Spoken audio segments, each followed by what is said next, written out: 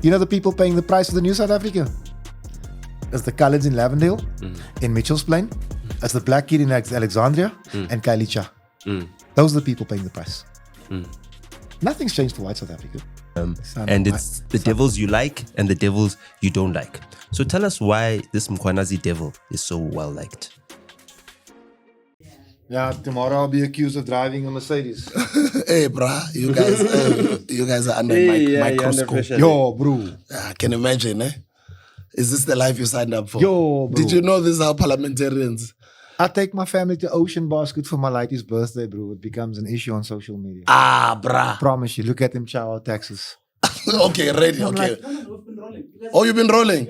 Oh, we've been rolling. Welcome. The first episode of the brand new season. It's been quite a break. Nota called me and is like, you know what, Buddha? We can't be quiet. But since the Madlanga Commission started, since all these things have been happening in the country, we have not been podcasting. And I just wanted to take this opportunity and apologize. But brand new year, brand new opportunities. We're going big this year. I'm very excited for Nota Mondays. I'm very excited for my brother Nota because today we've got a big guest. Today we're with my grandfather. My opa. Ouch. They share a birthday. You see, my grandfather had the good fortune of departing on my 9th birthday. So that's the 20th of March, 1999. But he came onto this world the 14th of June, 1909. That's the same day as Trump. I'm just putting it out there. Well, yeah, you're half the grandfather, I guess. So you were born 2 days before Hector Peterson became a world news story. Tell us about that. Oh, sorry. Let's do justice to the intro. This is not just an ordinary guy, guys. He's the president of the NCC. You guys would know. Yeah. He's the president of a political party. He's the member of parliament. But I think for the purposes of today's conversation, he also sits in a very interesting cluster or committee in parliament. It's a POC, right? Police oversight. Yeah, Police Oversight Committee. The Police Oversight Committee. That's what it's called. Yeah. It's not the security. It's not the security cluster. No, that's another one. Okay.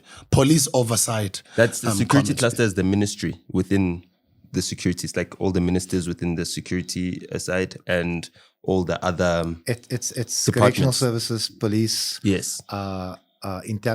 Justice. That forms the security cluster. So this committee is the one that's headed up by Ian Cameron, right? Yes, sir. Yeah. Okay. So Mia, I sit here as a mere South African that doesn't know what's going on. So even when the conversations happen, Nota is too intelligent. What I love about Nota is always able to bring me along and school me and educate me. I don't like sitting with such intelligent people. You and I are the same. We're street smart. People say it's intelligence. It's just street smart. So when you guys are having a conversation, please do bear in mind that there's people like us, ordinary South Africans, that want to learn from you. And also, I think I would like for you, when we're getting into these conversations, they've gotten so confusing for a lot of South Africans.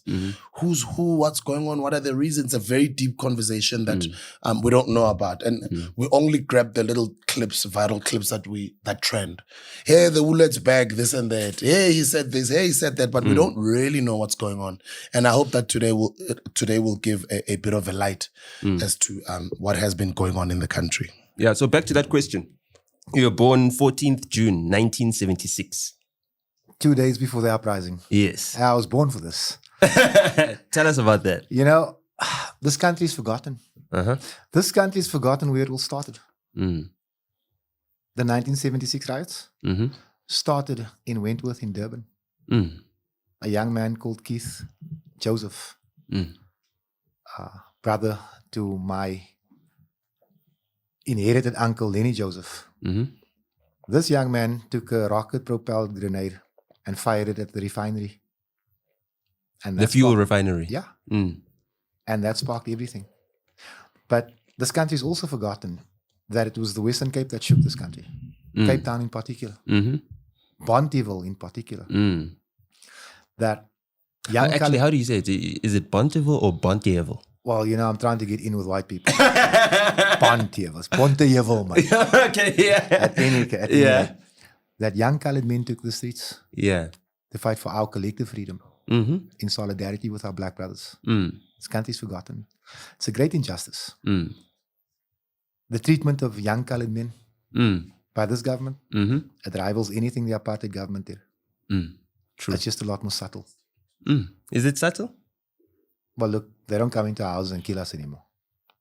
But they kill us with economics. But they know that you're living in open air prisons and they still don't come in for any interventions. Intervention doesn't pay. Gang wars pay. Mm. I actually said something earlier. I think you weren't there at the time. Mm. I said, you see that SAPS is cleaning out the top of the criminal underworld in Cape Town. They're cleaning it out. The gang bosses are locked up. But you know what these gang bosses all have in common? Mm. They've got business aspiration. You see, while they're selling guns and drugs, state's okay with it. That's why they get away with it for 20 years. Mm. When they start donning suits and start forming construction companies and start tendering and start affecting big white business, the state moves. Poison us, that's okay. Shoot us, that's okay. Don't touch white capital. Government's going to come for you. So that's the main issue that we're facing now in colored communities. State-sanctioned genocide against colored youth. So how was it perpetrated during the apartheid era? So you were born in 76, but there was lots of riots right around when you were born and just after as well. I know that in UCT and UWC, there was solidarity protests by the students emanating from the 76 movement. So by the time it got to the stages of the state of emergency in 1986, you were just 10 years old.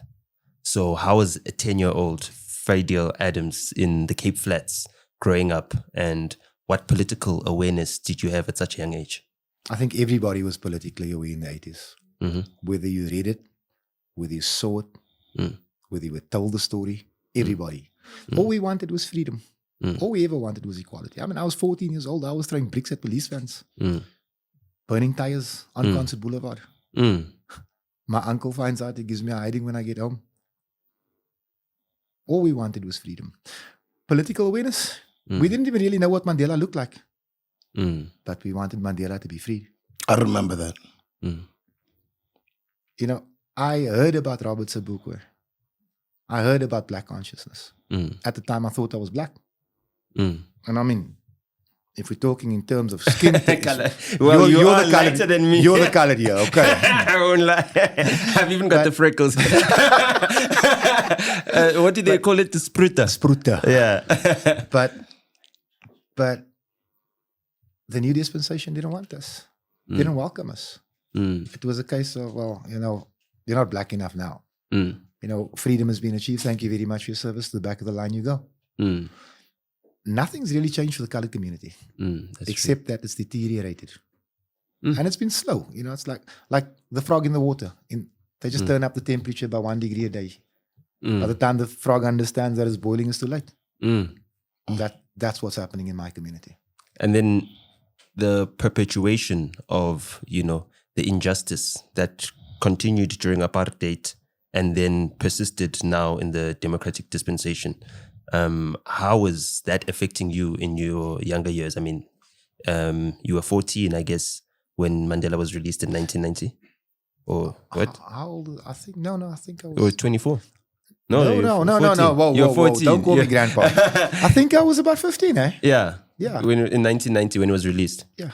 And then since then, you've seen how the environment has stayed the same or stagnated, or there's been little or no change, or it's been incremental. And the society and the social fabric has, you know, degraded to the extent that it is today, you know, where people associate colored communities with people that are discarded and that need to be left alone to kill each other. You know what I mean? Let them kill each other off. Let me tell you something. I walked into FNB Adley Street as a young boy to open my first bank account. That's right in the city ball, for those that don't know. And I walked into the bank. Now, you must remember, when I used to go to the bank with my mom, it was Volkskas, Trust Bank, you know, all those verkrampte banks. The old Absa. That would later become Absa. Yeah. So I walk into FNB Adley Street and I'm greeted by a black cashier, a black teller. I still remember his name, Tabu. Mm. The guy had the shirt. I was like, wow. I'd never seen a black cashier a bank teller before. You must remember at that time, to people like you and I, to work in a bank, how you made it. Yeah, that's true. I was so proud. Remember, I'm from construction. I've worked construction since I was that high with my dad. Yeah. You know what colored people had been taught? That we were designed to be artisans, that you were designed to push wheelbarrows. And here's a black bra handling big amounts of money. For me, it was a proud moment. Yeah. Because this is what we fought for. This is what Ashley Kriel died for. Yeah. Oh, yes, another forgotten martyr. We'll get there in a minute, because I got a lot to say today. I didn't understand back then, or maybe the plan wasn't hatched back then, to push colored people out of the market altogether. Go into a bank in Cape Town now. See how many coloreds work there. 50% of all colored people in this country reside in the Cape Flats. But they don't work. Sure. And that's so strange because in Joburg, we associate colored people with people that work in banks. Like all of them, they work there by EPSA. You know, that's the trope, you know? The difference is you only have 4% of colored people to deal with in Joburg. In Cape Town, they're the majority. A decision was made to starve out the majority. Can I maybe suggest or suppose why that might be? Government hates us. Well, in that, but I think the colored community are a greater threat, especially in the Western Cape, not only with their superior education, exposure to literacy, exposure to, economic opportunities based on the fact that they speak either of the two most economically valuable languages in English and Afrikaans. So if you put those colored people in positions where they can ascend to power, like we now have a colored lady that's CEO of Woolworths. We have a colored lady that's CEO of Clicks Group, just a few more of those colored ladies up there, and all of a sudden, the coloreds have the power because they're a threat in that environment and they can bring each other up. But whereas in Johannesburg, even if you put a colored person as CEO, they've got very few other coloreds that they can bring into the system and into, the levers of power. So it might be politically convenient to keep colored people out, especially in the Western Cape, because they've got the potential to build a base and they've also got the numbers. Well, an economic base, not what just... you just said, it would have worked 20 years ago. Because 20 years ago, we would have expected that to happen. But remember, 20 years ago, Jimmy Manye, then Director General for Labour, said there are too many coloreds in the Western Cape. They need to relocate. He's telling us to leave our homes. Now imagine such a statement had been made in KZN. There's too many Zulus. You would have had a riot on your hands. But colored people being as accepting as we are, except when it comes to our own beef, they just accepted it. What happened since? And you mentioned school and better education. Have you tried to speak to a colored mother trying to get a child into primary school in Cape Town? Okay, not in Cape Town. That's impossible. There's thousands of children that are not getting school opportunity. Forget work opportunity or economic opportunity. The opportunity to read, to socialize, to learn from each other, to pick up infections so your immune system can get stronger. It's denied. Eat each other's snot. I'm a member of parliament now. I never did that. It's denied because this determination to stunt our growth, it's proven, it's there.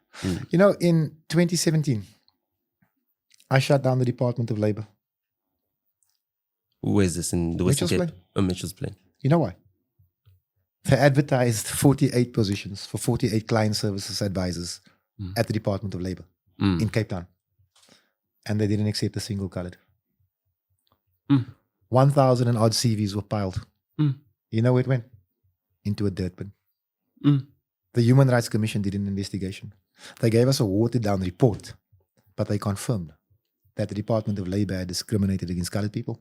Now, if the Department of Labor, the custodian of employment equity, is in a position to tell my people to get stuffed, what does that tell you about everyone else? Walk into a police station in Cape Town or in the Western Cape.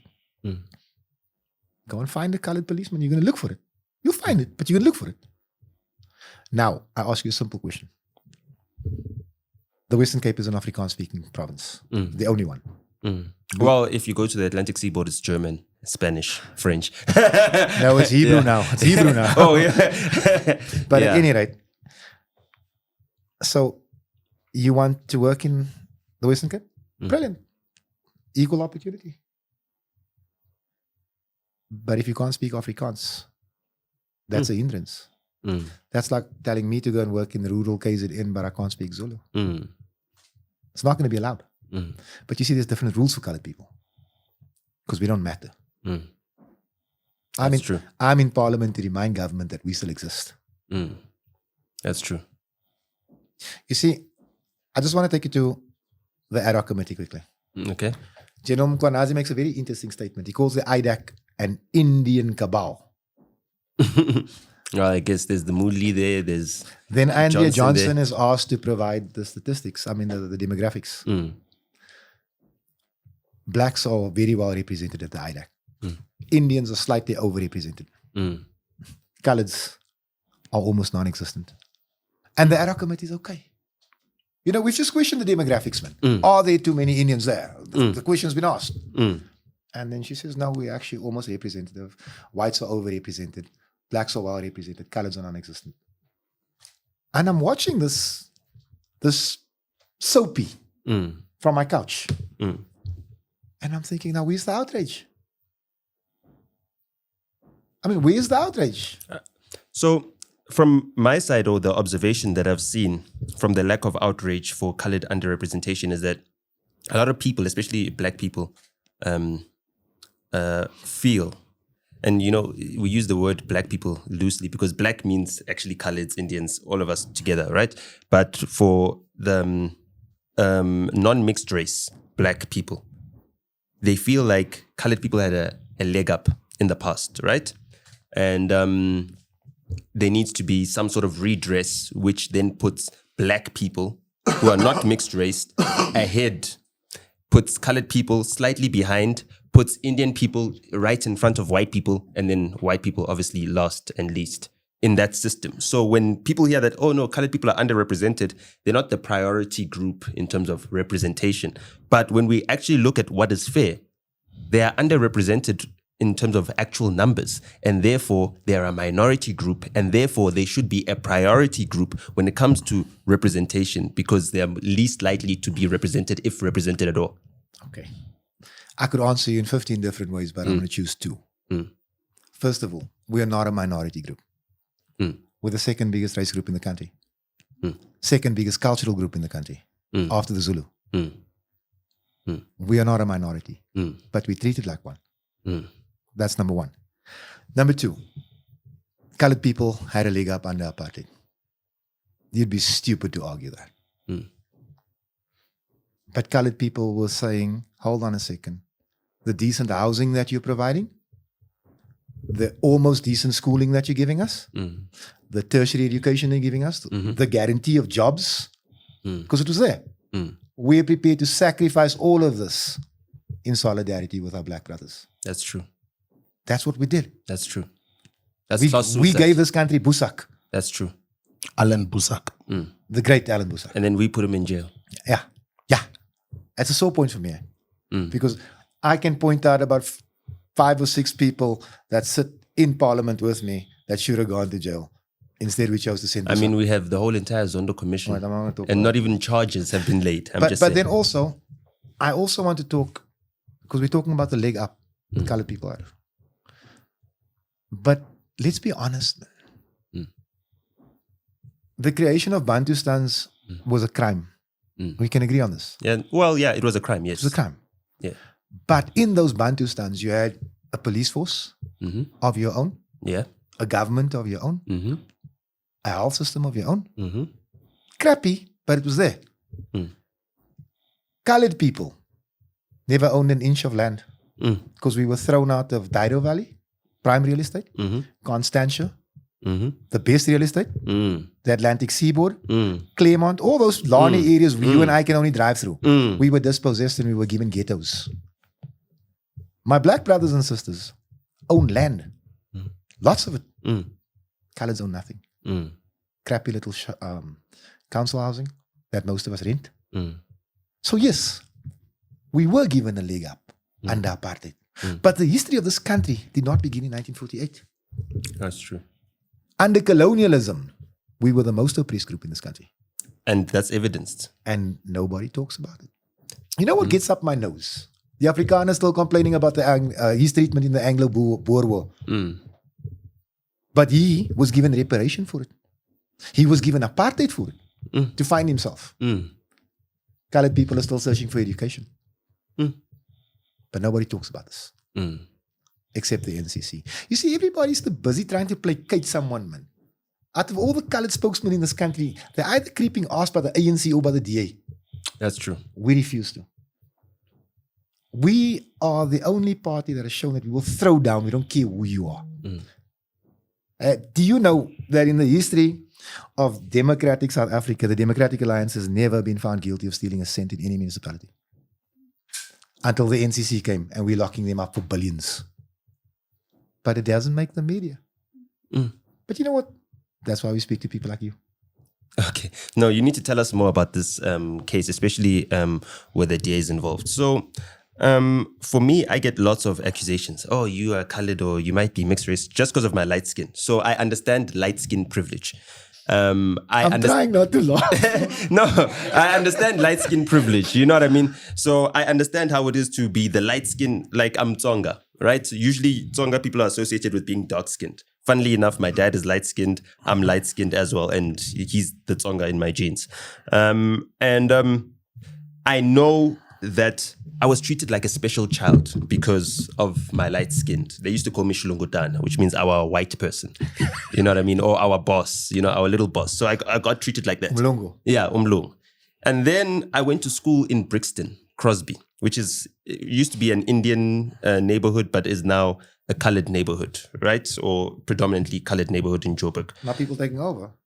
Yeah, taking over. So there's a school opposite the school I went to. I went to a school that used to be called DF Malan. It's now called Rauko. And then there's a school right opposite it or down the street. It's called Furintu.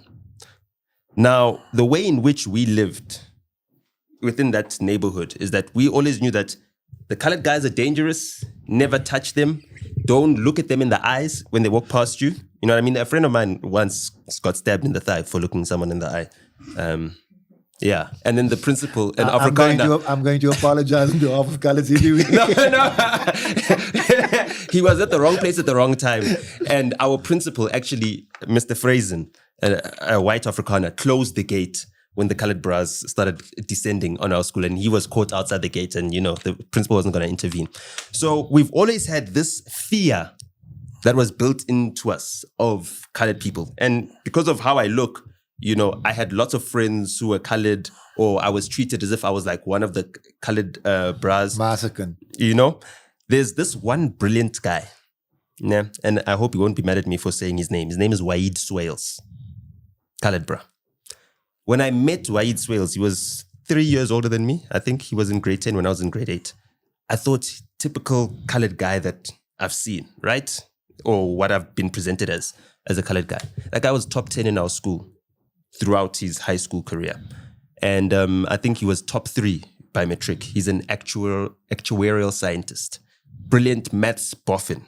If you ever met him in high school, you'd think that he's straight off the Cape Flats or, from Westbury, gangster, thug. It only after we left high school that I realized that he had to be tough in the exterior because of the environment that he grew up in, which didn't allow a young colored bra to be in the neighborhood and be a maths buff at school and be a smart guy and, be intelligent or look as if he can get out of this situation. He had to act as if he's going to be stuck in the hood forever, his entire life. You understand? I had a relation to the way in which he felt because I had like a similar upbringing in that I was a suburban black kid. And when I was in the hood, I needed to act as if I wasn't suburban. I needed to, camouflage myself. Now you've got your guys like your white swales who need to camouflage themselves, right? And then you've got this opportunity of this democratic South Africa. And then you've got the environment that colored people then come up in. How then are we expected to see people that stand up and represent colored people in general, right? That are intellectuals, that are revolutionaries, that aren't the guy that you need to be when you're in the same colored hood where you need to be feared to keep people off you or to keep from being challenged. How is that ever supposed to, be an archetype of the type of colored young man that, the townships can produce? Okay, so when we signed these trade agreements with China, we put virtually every colored mother on the Cape Flats out to work. From Salt River all the way up to Woodstock. That's textiles factories. That was textiles factories. Everyone's mother worked there, mine included. Then with the 2010 World Cup lie, they killed the construction industry. I'm an artisan. Everybody I know was an artisan. Every uncle I had was an artisan. My father was an artisan. My dad was in construction, and that was the year his business fell apart, 2010. So when you take away our ability to earn and provide, what do you think happens to the family network? It's like what they used to do with the miners during apartheid. Father goes to the mines, mother needs to raise. The fabric of the family falls apart, and we degenerate, for lack of a better word. The only way we're going to fix that is if we open economic doors for the colored people as well. I'm not saying exclude anyone. I'm saying include us. That's all I'm saying. Makes me a racist, a colored nationalist, a hater of blacks, a hater of whites. Well, a self-hater if you're a hater of blacks. Yeah, essentially. And unfortunately, because of my colored line and some white rapist in my line 300 years ago, it's self-hate when I hate whites as well. So, did I strike a nerve? No. Reality just set in. Continue, bro. Continue. So for me, it's, you know what? The colored person is the unwanted stepchild of the new dispensation. That's what it is. This country hates us. And I'm not saying blacks hate us. I'm not saying whites hate us. I say the system hates us. But also, isn't it the reality of the colored existence something that is to be ashamed of? As a black person, I feel ashamed that as a black man, I wasn't able to protect the black woman from the colonizer who came through to rape and pillage and, create Griqua land and to try and mix breed my people. And as a white person, I'd feel ashamed if my ancestors were guilty for the rape and pillaging. So on either side, you've got mutual guilt for the fact that colored people exist. Isn't that more guilt than hatred? Aren't they just rejecting something that they feel responsible for bastardizing, and yet at the same time feel like... I guess they feel responsible for bastardizing the colored person, but at the same time, they don't feel the same type of responsibility. Whereas the white people have the paternal relationship and the black people feel like they are victims of colonialism. In my 49 years on this earth, I must have met 5 people who feel sorry for apartheid and the effects of it. 5 white people. No more. Can't be more. As a matter of fact, you still have some of these dumb bastards like that auntie with the Botox lips. That tells us that we should appreciate what colonialism did for us. Oh, yes. But that's not the point. The point here is simple mathematics. 3 boatloads of white people could not have created a race as big as we are.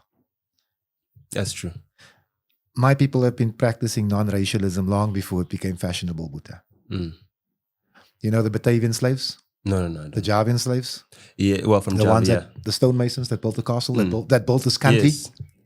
The guys who did all the land reclamation that made sure that Cape Town City Bowl is like a city and a town, because this is an intelligent man. Because that was all water before. I don't meet many intelligent people. Those slaves, thousands of them, came here. They married the Khoi woman. And then, of course, the Dutch, the French, the English, the Scottish, they played their role. And then, of course, our black forebears, they had it all. It's not as simple as whites came here and created coloreds. Like, how many white guys could have been on those boats? 300 maybe? Like, how much testosterone's pumping up in there? It's impossible. And again, this is how my history has been stolen. You know, Black South Africa, especially on Twitter, they make fun of the gap that is fashionable in the colored mouth. Oh, the fish gap. That's what Fish you call gap. it. Yeah. Passion gap, fish gap. I don't know you. Even, well, it's not just colors because all my family in Langa also have it. No, it's become a fashion, but the history behind it, the extraction of your front teeth, so you couldn't make the click in your language. No wonder. That's how they robbed us of our language, kuku kabab. That's why we speak Afrikaans. It's not just about Zayo Mas. It doesn't quite work that way. Now, this is the history that's not told. This is the platform we are not given because we are nothing. And also, you have to be politically correct not to offend the black majority. I don't have time for political correctness, but if I step thank on your goodness toes, for if I that. step on your toes, it's probably your fault. I say it like it is, and I don't make many friends because of it. Like I say, I'm not here to creep up anyone's ass. Not the ANCs, not the DAs. That's very difficult for a politician to do. How do you expect to have a party that is thriving if you're not willing to placate for votes? Spent my life pissing people off. Why should I stop now? Well, I mean, you pissed enough people off to get you into parliament. So at least you've got that right. But like, how do you expect to continue along the ideological line that you're on, right? And then still garner support? Because I feel like there are some colored people who get a little bit turned off by anything that's ultra colored or let's put up the colored race because they feel like it's excluding other races and it's not really about representation more than colored dominance. Okay, so here's where I'm at. I'm not ultra colored. I'm just colored and proud. And if that turns people off, I'm a big admirer of the Zulu people. I've said it many times. I'll say it again.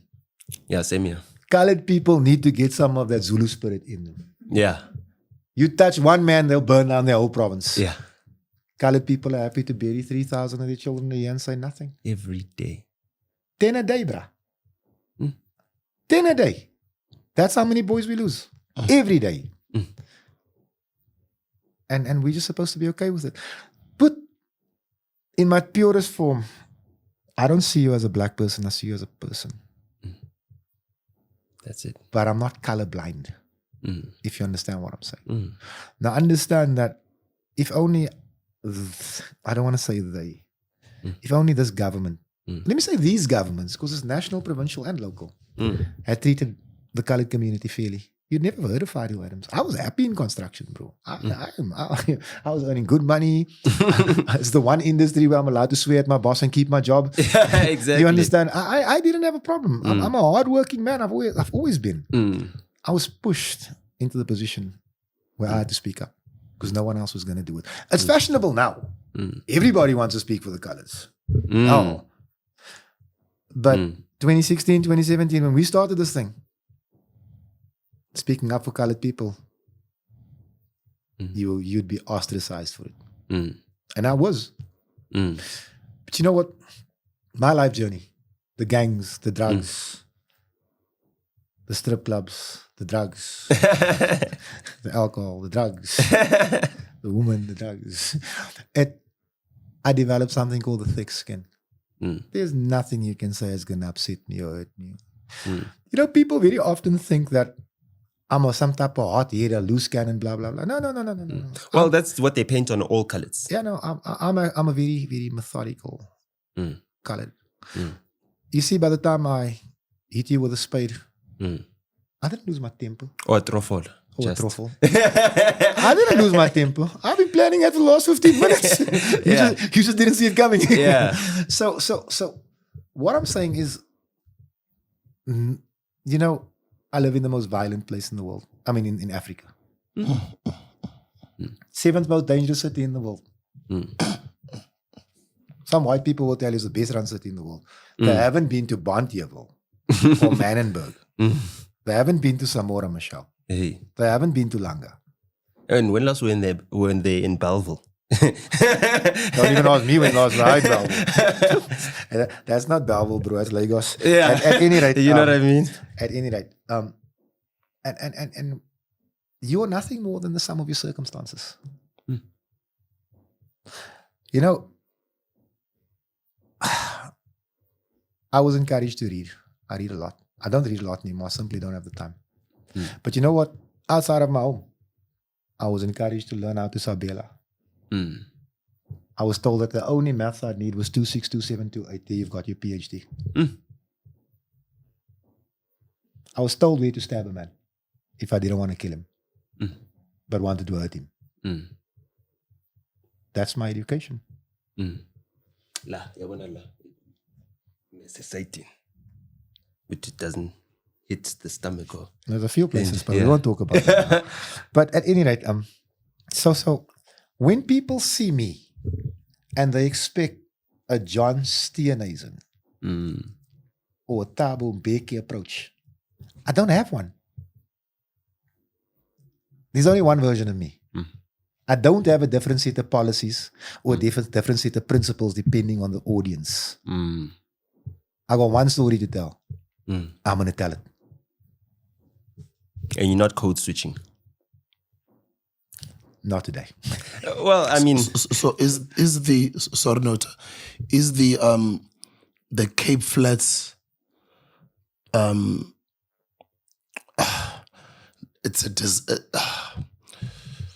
is that situation by design? And why isn't it put to an end if I would call it the DA government wanted to? The Cape Flats was engineered by the National Party. And it's simply been improved by the Democratic Alliance. The system of engineering has just been improved. Remember the Democratic Alliance, the National Party. You can't separate the two. Just streamlined. Yeah, it's just streamlined. They've given it a new badge, new packaging, new marketing. They don't speak Afrikaans anymore. Same party, same principles, same beliefs, same need. So they wanted same need to subjugate people like me, like you. They've just incorporated people like me and you. You know, they've got colored and black salesmen now. Let's put it like that.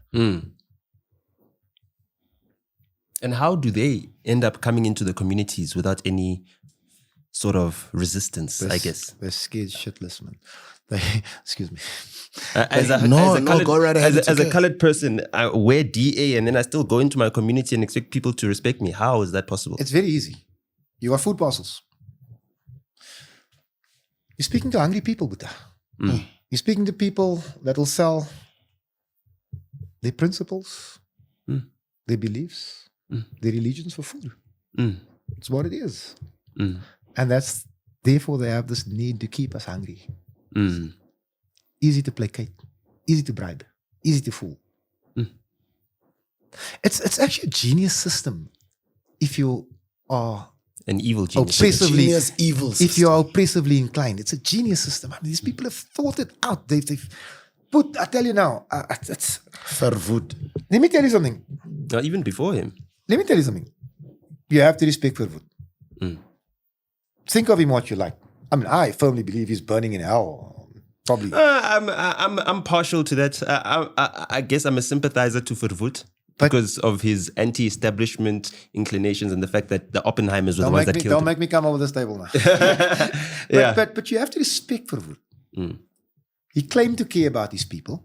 He said he'd put his people first. He didn't give a damn how he got there. And he did it. He's given the Afrikaner a 200-year head start on all of us. No matter what BEE you bring, no matter what laws you bring. And you know what? He's taught him to moan. Oh, these people can bitch. They complain in the morning, they complain in the afternoon, they complain but they got nothing to complain about because nothing's changed for them. You know the people paying the price for the new South Africa?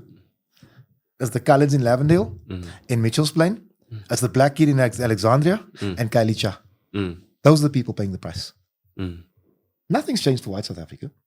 They still go to the best schools. Still hold on to the management jobs. Still control the finances. Still make the laws, irrespective of what happens in Parliament. And now they've got an unlimited supply of cheap labor from our neighboring countries to displace the colours in the Western Cape. So and 6 ministries to go with it. So now if you're a coloured child, you need to learn how to speak Shona so you can speak to your colleagues if ever you get to work in the Atlantic Seaboard and the hospitality industry. Let me tell you something. One of two things happens in this country in the next 5 years. Either a coup d'etat or an uprising. It's either going to be a military thing or it's going to be a civil thing.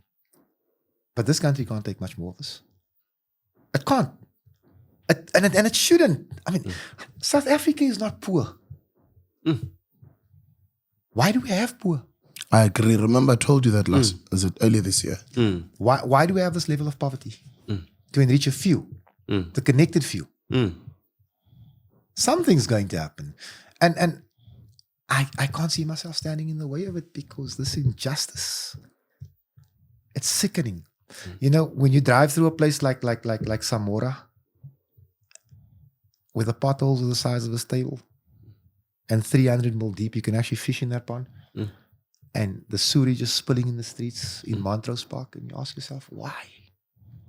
Why? And then you understand why. It's because we asked for it. Because we vote that way. But I tell you now, a braver man than me is going to stand up in the next 5 years. And he's going to call something that the people that run us, they're not going to like. The day's going to come when the poor are going to eat the rich. Those high walls won't keep us out. And when I say us, do not think because of my well-discussed salary that I regard myself as anything other than poor. I still live in my old house. I still hang in the same wood. I still do the same charity work I did 5 years ago. Let's say we divide that salary of yours by your family members. I'm just saying, is that like one of the main salaries? Aren't you having the biggest salary in your family? I probably have the biggest salary in the history of my family. So let's divide it amongst them now. No, it doesn't even go there. It goes into the community. Well, I mean, I'm just saying, like, let's say someone is now making an assumption on how much you're earning and they're seeing you as, okay, a Cape Colored Congress, you know, parliamentary leader, earning whatever in excess of R1 million a year. 1.4 million, Buddha. 1.4. Now, young ladies, you let them here. yeah. And then whatever you take that tax, we know as black people, as colored people, or as people that are not white, that our salaries, whenever we earn money, that's our family salary because our families depend on us as breadwinners. Putting you in a breadwinner position, a 1.4 million salary will never make you anything other than a poor guy that makes some money. That's the absolute truth. And you know what? Colored people have not learned to clap for each other. They haven't. You want to see the most jealous, I'm telling you, jealous community ever. And I mean, I'm not talking about all of us. I'm talking about a significant amount. You're not supposed to thrive. We hate success. You start a business and it succeeds. Someone, trust me, there's a handful in your circle saying that you're busy with something else. This is probably a front for drugs or human trafficking or God knows what, but it's just there. You know what that's about? It's a lack of education. Because your turn will come. You know, but we started this thing in 2016. I watched friends of mine become counselors while I was unemployed. I clapped for them, cheered for them. Because when you do well, I do well. Yeah. Well, that's the assumption, right? No, that's my belief, my core belief. The world is bigger than me, man. And you know what? I'd like to see all of us succeed. Like, we need to stop racing each other, man. The only race you're in is against yourself. My people, they're just taking very long to get there. But you know what? You got these stupid influencers. Oh God, I hate TikTok. TikTok has created people with chips on their shoulders because of worthless likes that have a whole lot to say. I'm sure you get you receive your fair share of hate. I mean, for something that you worked for, something that you sweated for, sat up, how many nights? Sacrifice, got stuck without petrol on the way from the club. It's there. It's there. But this is what they don't see. They only see Cebu, brand new car, 2 cell phones. The hate we have for each other is instilled by us. It's instilled in us. by the same system that we're fighting. But too few of us are fighting. But I tell you again, I'll put money on it within the next 5 years. A really brave man is going to stand up and he's going to say enough of this. And this country is going to burn. Now, let me tell you something, my brother. I'm in love with my country and its people, the good and the bad. I don't want to see it burn. I don't know if I share that sentiment. You want to see it burn? I have this argument with my family a lot. Usually with my sister. She's educated. I'm not. I'm a dropout. As a man, as a man, you have to raw dog life. You know what I mean? You have to, with a matric, I can do it. Not to, diminish anyone's educational achievements, but I feel like too many of our educated brothers and sisters, they want to keep up the pretense. You know what I mean? When we all go to your graduation ceremony and all of us are poor and you've got the nice job and our lives are now based upon celebrating you each and every single milestone that you have, even though more and more of us are being born into the family and being left behind. The poverty grows, the gap grows internally within our own family, from the highest earning person in the family to the person that gets shouted at when they take too much ice cream out of the fridge because they don't have a job, I feel like all of it needs to burn so we could imagine something new, It's just that unfortunately there will be casualties, but we're losing 70 men a day. You know what I mean? We're losing 10 of those colored men. And out of them, out of a population of 5 million, Out of an area that comprises 6% of the country. Imagine we're that. losing 10 of the 70. So why not let the country burn if already we're losing so many of our brothers? So here's where I'm at. I was with you until KZN burned. And I looked at the loss of life. I don't care about the system. Burn the system. I don't care. Burn it. I don't want war. And trust me when I tell you, I'm equipped for war. Make no mistake about it. I just don't want it. There's so much that we can lose here. But there's so much we can win. There's so much we can gain if we just get it right. And when I say we, I'm not talking about those fools sitting up there in those high offices. I'm saying we, us on the ground. If we get our act together, if we start working together, if we start doing what we're supposed to do, we can change the trajectory of this country. Because I can tell you now, it's not going to last 10 more years. But how long does it take to change the trajectory? How many years does it take to do that? How many people do we lose out, or how many people lose enthusiasm for the movement because it takes so long to actually materialize some form of change? 1 million real men. And we can change it in months. Now my question to you is, where are the real men? I went to Joburg in 2017. Young Nathaniel had been shot by a policeman. Nathaniel, Julius? Yeah, Julius. Yeah, Nathaniel Julius. He was... Just now how the conversation went into the context of the country burning, into the problems, would be a perfect jump off to jump into the Mkwanazi saga. I was wondering. I don't want to lead the interview. We'll get into that right now. But I just want, 2017, I go to Johannesburg. I fly up here, myself and Randy Nell, good friend of mine. He's a councillor in the Drakenstein area. That's by Paul and them. Yeah. So Nathaniel had just been shot, and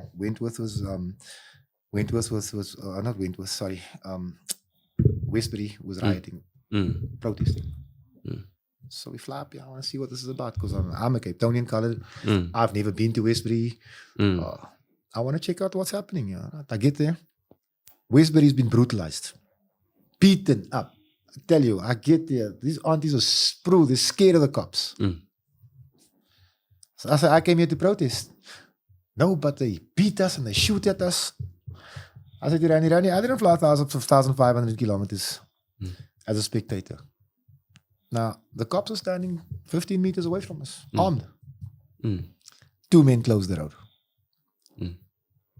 The commanding officer walked over. He said, sir, you can't do this. I said, sir, I came to do this. He said, sir, but I'm going to have to arrest you. I said, officer, you need to do your job. I'm closing this road. We closed the road and the protest continued. Show a little bit of heart, South African men. Your children's futures are at stake here. No, forget futures, lives. Imagine. In Bosmont, they sit down underneath the windows. Bro, in Manenberg, they sleep on their stomachs. That's where the men are. None of them are standing up. I'm They're telling you, ducking bullets. families are not sleeping on their beds because bullets are raining through the windows. They're sleeping on the floor. Now, imagine this. We buried a 15-year-old kid on Saturday. Sean Hendricks. In Cape Town. In Hanover Park. Gangsters were shooting at each other. One bastard grabbed this 15-year-old lighty, used him as a shield. The other bastard shot right through this kid. To get to him, fired 4 shots into a 15-year-old body. Now I ask you again, where are the real men? Because I'm tired of beating young boys. And if you look at what we're right now going through as a country with this soft coup through commission, because that's how we change our governments. You know, you install a commission, it finds the previous guys in government guilty, and then the party can renew itself and then bring in a new president. So obviously now we've got this new president. Fresh corruption. So we've got the Madlanga Commission coming in, right? We've had 6 years of the Ramaphosa administration since 2018, right? Since the Valentine's Day address when Zuma left us. What is, I guess, the results of this new renewal and this new administration that we can say is actually manifesting itself when crime rates are going up, when the murder rate, you know, seems stagnant or growing in some instances, in some communities, it's just shifting. Once it's the Western Province that's got the highest murders, then it's the Eastern Cape that's got the highest murders, you know what I mean? And KZN lagging closely behind there, but there's a whole lot of violence. The country is disintegrating to a far worse extent, you know, and none of the previous commissions have yielded a positive intervention. Now we've got this new commission. We've got an ad hoc committee, which has got, you know, its own, you know, challenges, but it's running parallel to this commission. And as South Africans, we are not hearing about any of the solutions that are supposed to emanate from these things. And we come from a place where our trust in the justice system and our trust in the police is at its all-time lowest. Like we are at the all-time lowest right now. What is the what are South Africans supposed to expect, especially from our members of parliament like you are, you know, the constituency that you represent? What are they supposed to expect from parliamentarians, your peers, the other people that are there supposed to be representing people? What are we supposed to expect from them when we see a commission and an ad hoc committee about uprooting our captured justice system? Okay, so let me answer you like this. I'm going to advise South Africans to avoid disappointment. Don't expect too much. The reason there's a Madlanga Commission and an ad hoc committee today is because of me. That's true. The reason there is the ad hoc committee and the Madlanga Commission is because of you. Yeah. How so? That's true. Okay, I'm going to start at the beginning. Start at the beginning and simplify it so I understand. The date is on my other phone. So don't ask me to be specific with dates here. I'll save that to the commission. I got to be spot on there. Yeah. Please walk with me. Let's not disturb him. Sure. I walk into my office. I think it was in September of last year, and I see a file under the door, which I thought was kind of unusual because in the passage we've all got like little pigeonholes there where our mail is supposed to be dropped. So I pick up the file, I open the file, and I read the file.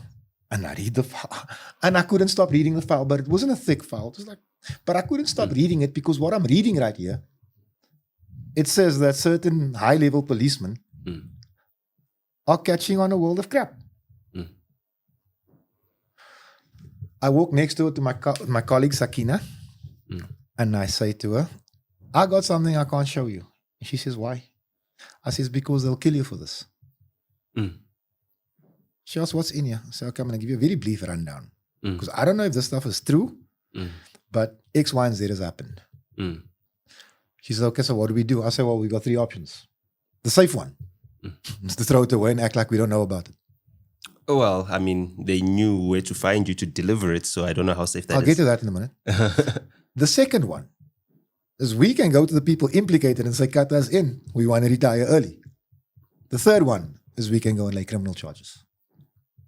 We chose option C Yeah, why? because it was the right thing to do. We went to lay criminal charges and I became a pariah. So you came to lay criminal charges against? General Dumisani Kumalo, Mm-hmm. head of crime intelligence. Mm-hmm. General Lushaba, the head of the CFO for crime intelligence. Mm-hmm. General Madondo Mm-hmm. at crime intelligence. Mm-hmm. And oh my word, I cannot remember the brigadier's name, but anyway, it'll come to me. Just give me a little bit of time. Okay. Yeah. So now these Sorry, let me charges, continue. yeah, I just Because wanna as you know- can see, I'm not reading from notes here. So these charges were for the hiring of that person that they hired, or for the guns that were missing in the Western Cape? No, we're going to get there. This is a long drawn So out. that's why Stay with- give him a chance. Let him walk us through it. So General Lushaba, Mm. it is alleged brought a prostitute home. Lady of the night. Mm-hmm. But if you want to see an easy guy, this is me. I don't care. You know what happens between General Lushaba and his 4 walls? None of my business. Mm. But the prostitute allegedly steals his laptop and cell phone. State issued. Drives off in his state car. General Lushaba reports a break-in. The detective who investigates says there's no break-in here. Mm-hmm. This is an inside job. Mm. The prostitute is traced. Obviously, she went with the phone in her car. That's tracked. You don't get smart criminals anymore. Okay. She says, no, hold on a second. This man hired me for my services. And yeah, I stole the stuff, but I didn't break in. Mm. So he's defeated the ends of justice. Now, where's IPID in all of this? The independent police watchdog? Mm. Because they didn't investigate. General Shaba still at work. So now I got the proof of this here. That's number 1 that's in the file. Mm. Number 2 that's in the file. Unfortunately, I can't say too much because this is before the court. Mm. Is that these people are spending crime intelligence money, like in a way you don't want to understand. And then the third one is they brought a clerk from BMW, 29 years old, and they've appointed a brigadier general at crime intelligence. Now, that to me is a slap in the face of every hardworking policeman in this country. Because I know people stuck in their rank for anything between 10 and 30 years. 1 rank, no promotion, no signs of growth. Mm. Now, let me tell you something. The allegations, as I understand them, is that this brigadier, whose name I will come to me, I cannot remember. Mm. Her father is a general in the Free State. Mm. And it is alleged that he covered up a murder in the Free State. Mm. And this is the reward, the promotion of his daughter. Mm. From nowhere to the top echelons of SAPS. So hold on. Why do we not hear about this woman? Let's clear that thing properly. That is a brigadier, and she was a brigadier, and let's get the surname, so that you don't get. What's the surname? With a I'll D. get it now. It's with a D. I just can't get to it. Is the father isn't he a general, major general? No, he's a brigadier in the Hawks DPCI. He's a brigadier in the Hawks, Of a DPCI. politician. Yes, and the murder of the politician was covered up because it was linked to crime intelligence. And as a reward for the cover up of the murder, his daughter was then promoted to that job from a clerk at BMW. I was almost right. But let's just get the name. So as a reward for the cover-up of the murder, the daughter was then hired, a 29-year-old, to Yeah. be given this position. Okay? That's exactly how Yeah, it but I happened. just want to ask you, why is there no background check? Because this case that you're talking about, this matter has been ventilated. Dumisani Kumalo has even appeared in court. But in terms of the media, when we're actually assessing the veracity of the story that you're putting with the allegations that you've got or the evidence that you had, right? We're not. Neo Mokwele, Mokwele. former BMW. They say she's a mechanical engineer, but she's not. What's Yeah. the name? It's Dineo Mokwele. Kwele. Oh, So Dineo Mukwele. why wasn't there a background check done on this Dineo Mukwele? If Khumalo is so confident that they needed her skills, why can't we hear about all the great work she's done, whether it be at BMW or anywhere else, Because her family there's connection? nothing. That's why the matter's before the court. But I'm going to get to that. So let me just fall in again. And the father is Brigadier. I'm not going to mention the father. Not. No. Why not? No, not for any reason. We focus on her. Okay, We'll- okay. But the thing is, Fadil, it's linked. No, I'm going to mention the fact that it's linked and why she got the job. I'm going to say that. I'm not scared to say it. It's Joel Mohajane. Mm. Just to give context to what's happening. Okay. Because I want to understand context. As I did say, I'm a layman in the street, South African. Yeah. I don't understand these things. Okay. Walk with me here. So Brigadier Mokwele, Tenaya Mokwele, as we know her now, we used to work for BMW. From what I understand, she was a clerk, not an engineer, as alleged by certain generals. Her father is Joe Mahali from DPCI Hawks.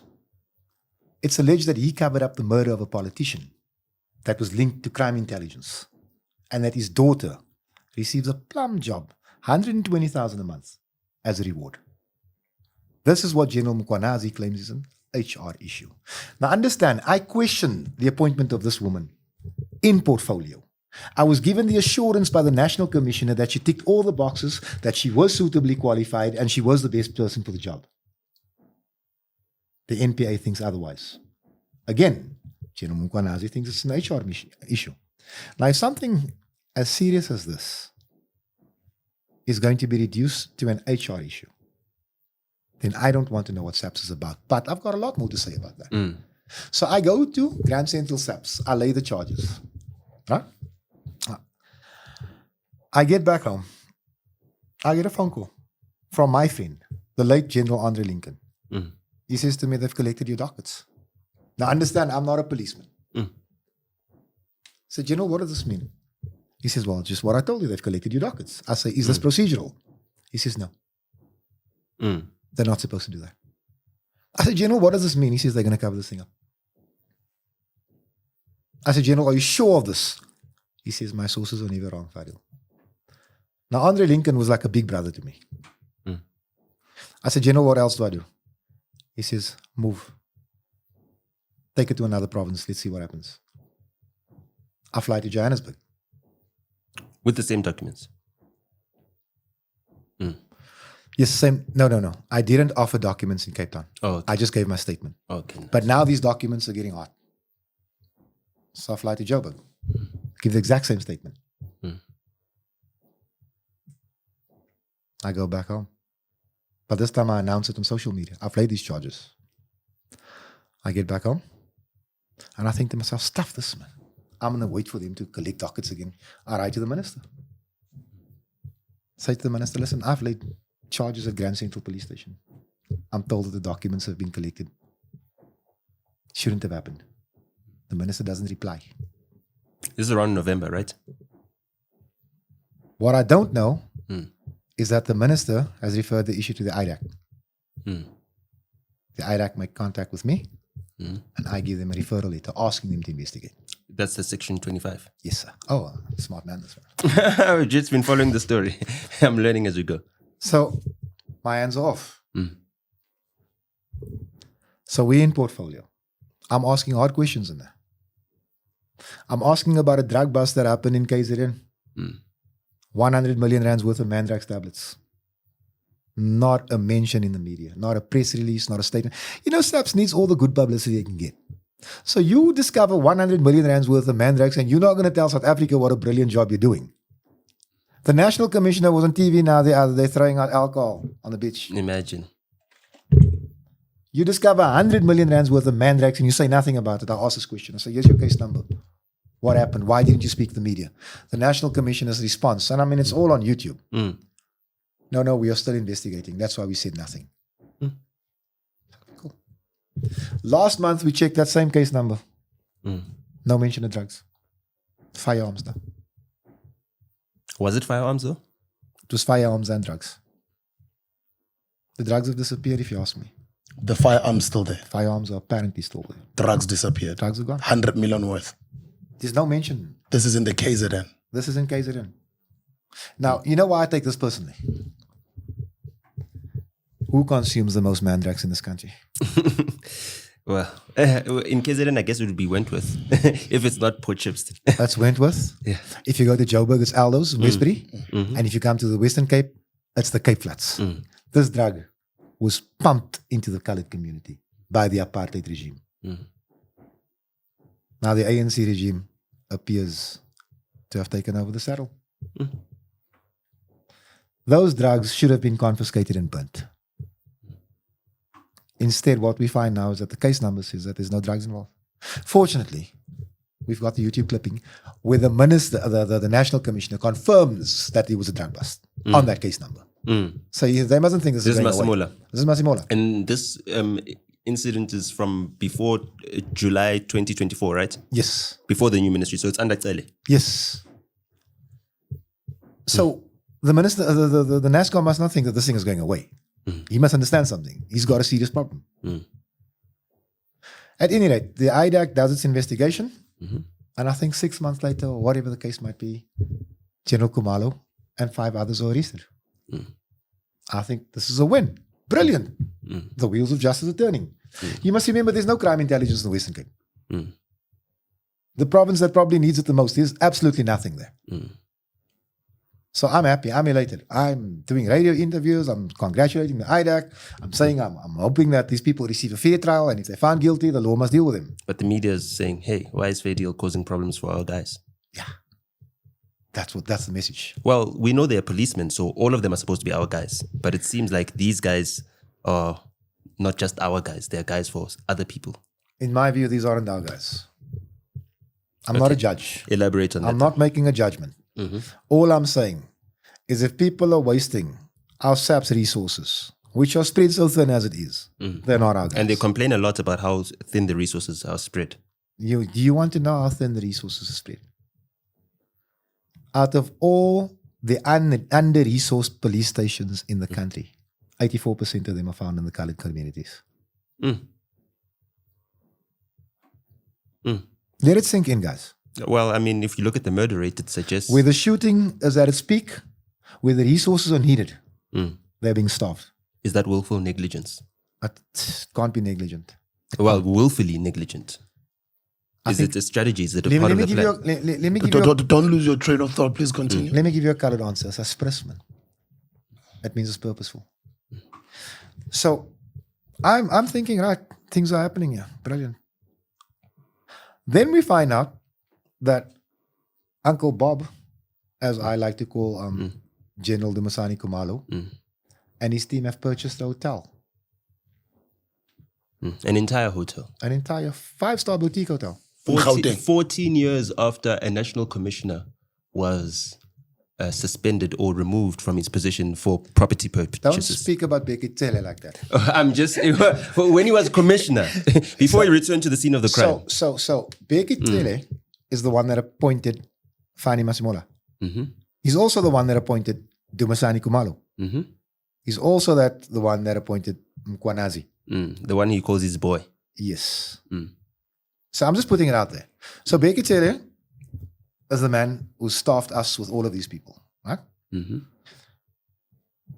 Khumalo and Co buy a hotel against policy. Policy says they can't. They shouldn't. They mustn't. They can only lease. No, stuff that we'll buy. Then they buy an office block in KZN under the nose of Mkwanazi. Against policy. I bring this to the portfolio. I say this is wrong.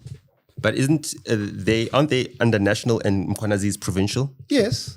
So does he have oversight? Can he stop them from buying property if they're under national and he's provincial? No, he cannot stop them, but he can report it. Remember. What did he report? As far as I know, nothing. Remember, he makes a statement at Madlanga. He says, when Bheki Cele tried to pull me into his wrongful doings, I stayed away from him. When Natim Tetwa tried to pull him into his wrongful doings, he told Jacob Zuma he'd rather resign. But he didn't lay a charge.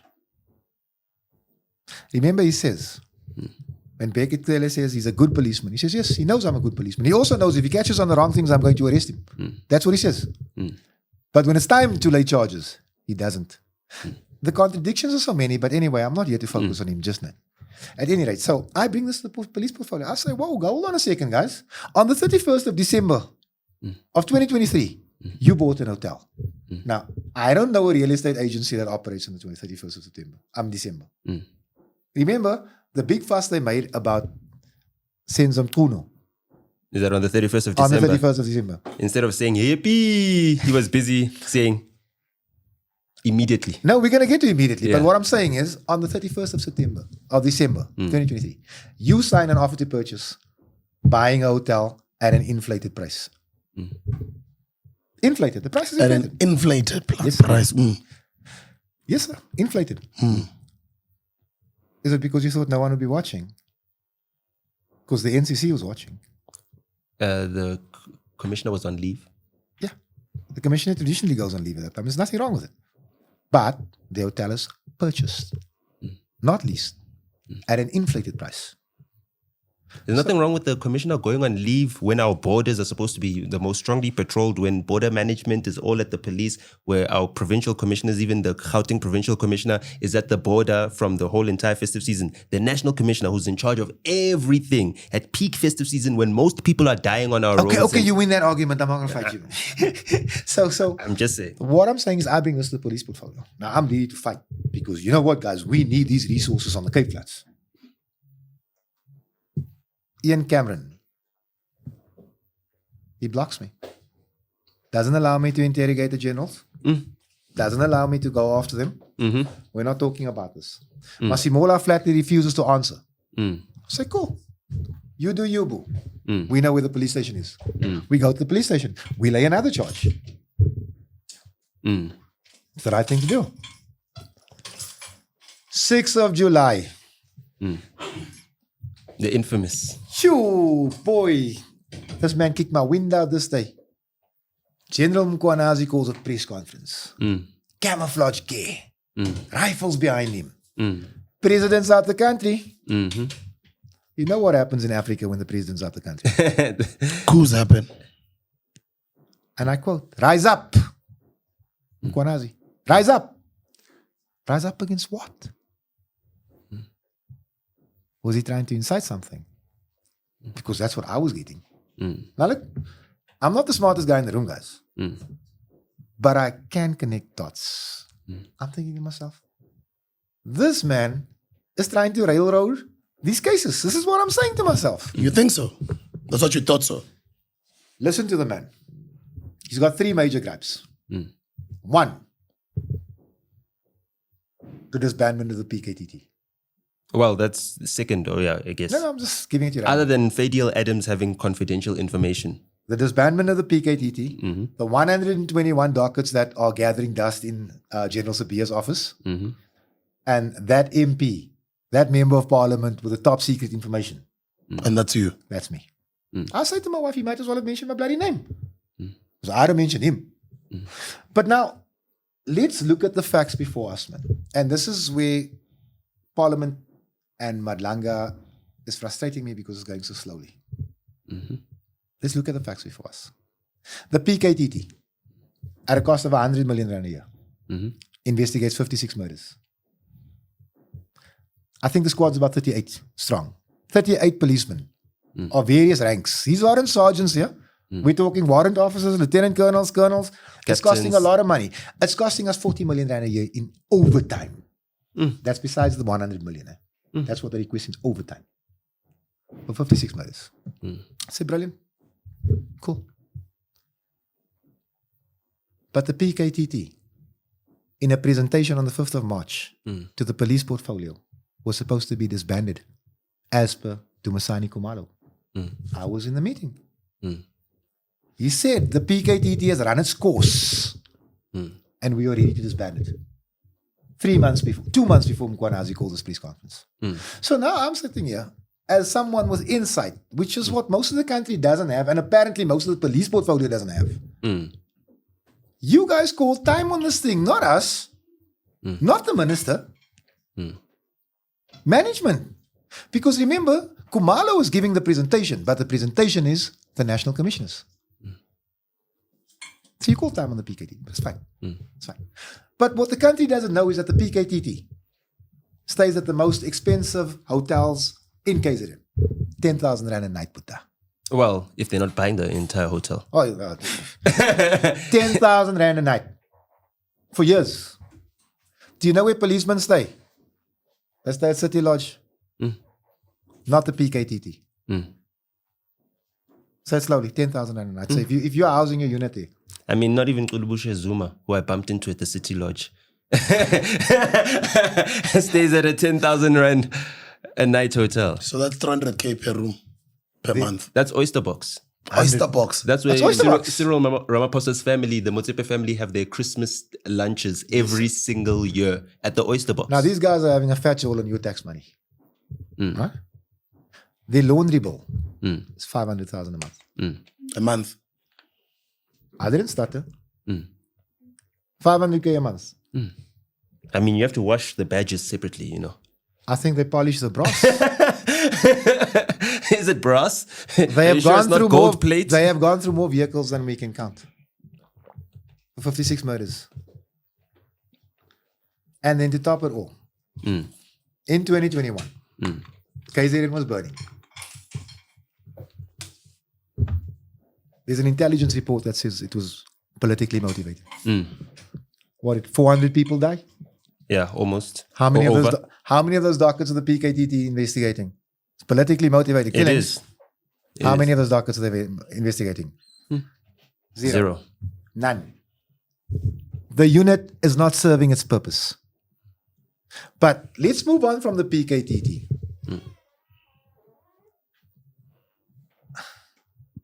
Mkwanazi makes an allegation of 121 dockets gathering dust in General Sabia's office. Now, I'm not here to bat for General Sabia.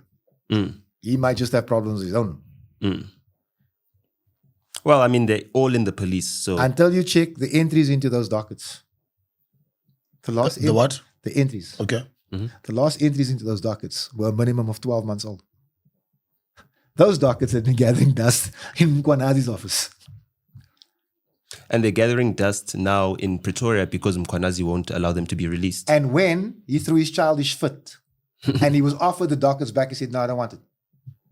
You call it a childish fit. Well, he else- said they were tampered with, I What guess. else do you call it? If I'm serious about doing my job, and my job demands that I disagree with my superior, who was Sabia, and I win that argument, and they say, yo, your dockets. He's saying, no, I don't want it. And Sabia suspended at that time. And Sabia suspended it. What do you think was the motive? I think they need to get rid of Sabia. I think they need to get... You see, Khumalo runs intelligence. Masimola is the national commissioner. The head of detectives is not part of their little clique. That is Sabia. You see, if I run detective services, I can accelerate your docket or I can delay it. If I want to deal with you politically, I can assign the best team to it today. If I want to assist you, I'll give it to a rookie who's probably going to fumble the case. How is Sabia suspended on an allegation and Khumalo's at work, charged before the courts? Make it make sense. It doesn't make sense. You need to help us. No, we're trying to figure this out too. We're trying to think. Well, what is the ulterior motive for the uneven-handedness in how they're being dealt with? Stay with me. Okay. This is a rough ride, this one. So Mkwanazi calls the press conference, if you remember.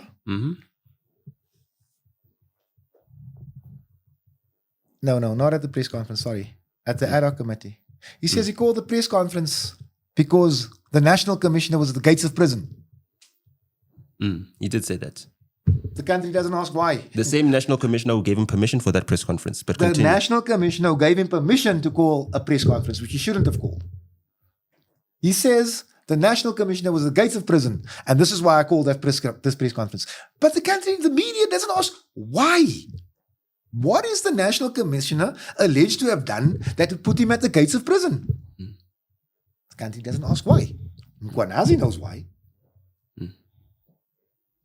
Mkwanazi knows why because he's admitted it. But now, you know where I'm confused? 9 provinces in this country. 9 provincial commissioners. 7 of them don't have top-level security clearance. Say it slowly. 7 of them, yeah. Don't have top-level security clearance. Yeah. Now, top-level security clearance is what you need to be a provincial commissioner. Ask me why. Why?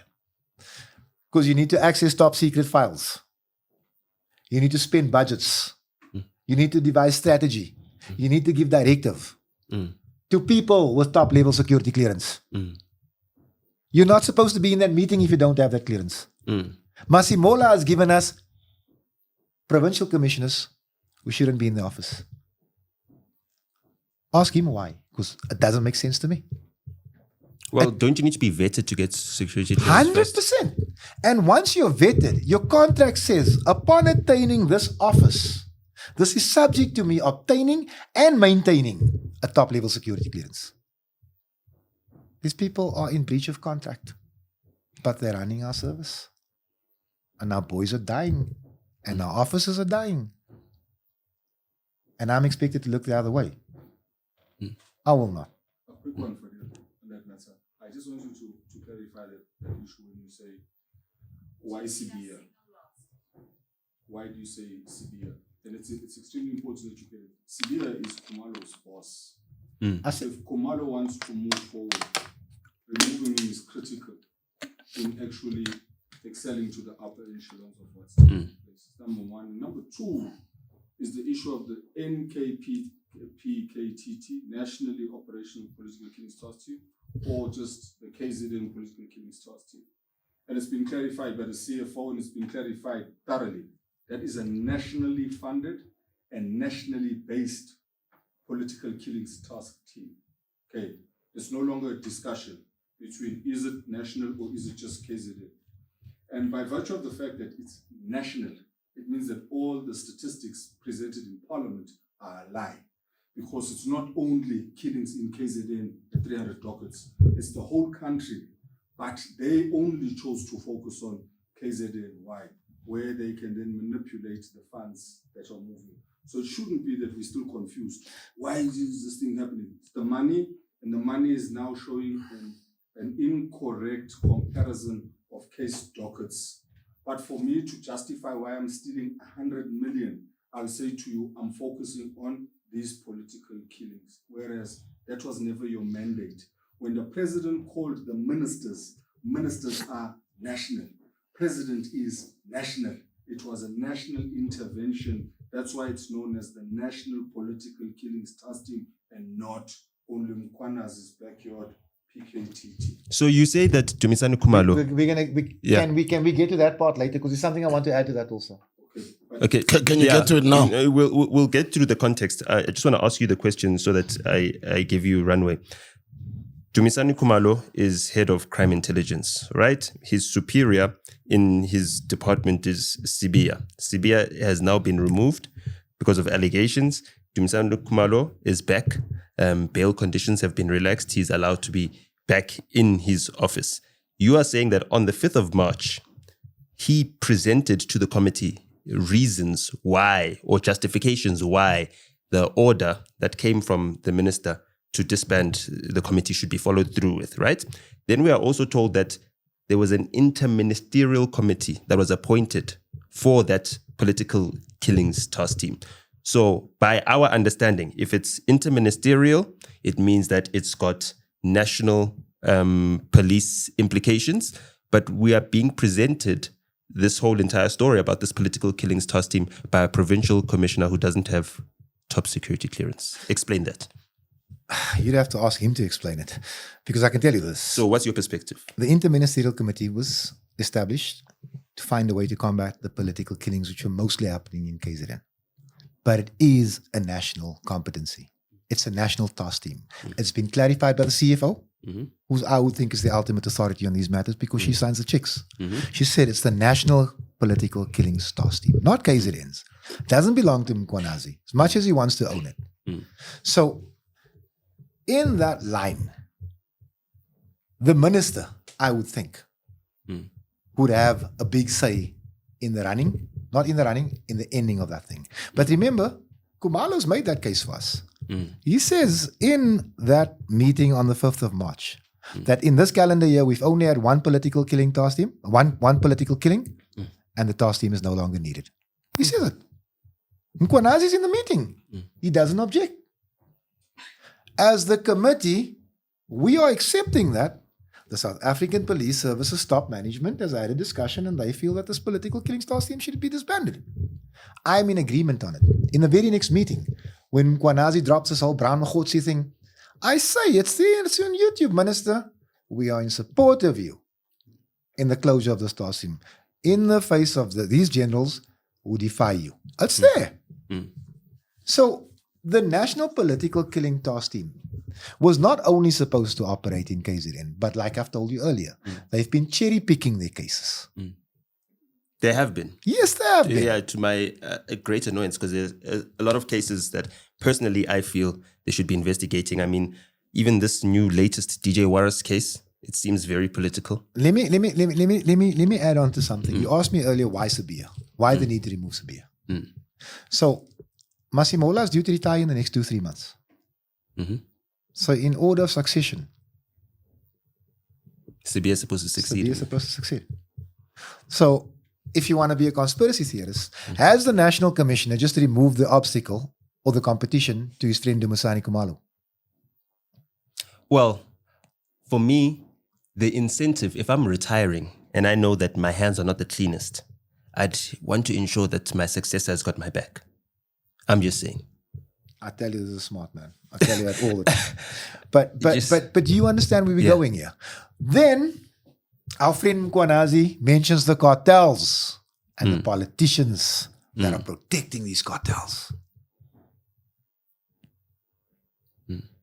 Who are these politicians? Let's start there. Are they suspects? Sorry, James, but Fadil, you have to fix that up. Massimola's not finishing now. He was appointed in April 2022. He's finishing in 2027. Oh, my word. Oh, Mkhwanazi's finishing now. Mkhwanazi is finishing now. Yeah, it's Mkhwanazi who's finishing now. Okay, Yeah? so just a slight correction. Yeah, sorry. So, okay, Masimola still got up until 2027. Mkhwanazi's contract expires in March now, this year, 2026.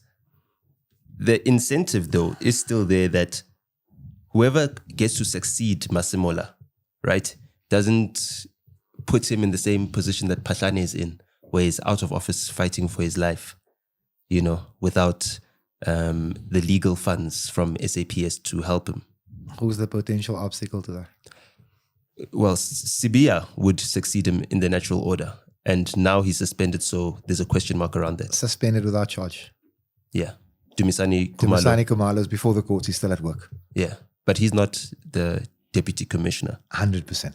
Yeah. So from where I stand, and if I was a conspiracy theorist, I would say that the National Commissioner might just have removed the competition and cleared his way for his comrade, Dumisani Khumalo. If I was a conspiracy theorist, I say that. So, okay, how does the conspiracy stand up to the fact that at police training college, Sibia, Masimola, and Mkhwanazi are all three together? Where would the fallout have happened that now all of a sudden Sibia is not part of those three musketeers? Okay, I'm going to put it to you like this. When this press conference was called, I've been a member of parliament for just 12 months. I don't know the inner workings of these guys. I don't know their relationships. I was shocked when I heard Nkabindi say that he and Mkhwanazi will take certain secrets to the grave with him. I'm new to all of this. I'm as shocked as you are. So what I suspect is that there's clearly been a fallout here. And I'm beginning to understand at the level of protection that Khumalo was receiving, that he's got to cover up certain things. Don't ask me what. I've not seen what's in that docket, contrary to what people think. I'm just a complainant here. But I want to move off that. General Mkhwanazi mentions the cartels and the politicians that are protecting it. People immediately suspect that it's Minister Nkunu. Immediately. That's what I got. That's the feeling I got to whoever I spoke to. Oh, okay. I thought it was unfair. I remember this man being the premier of KZN.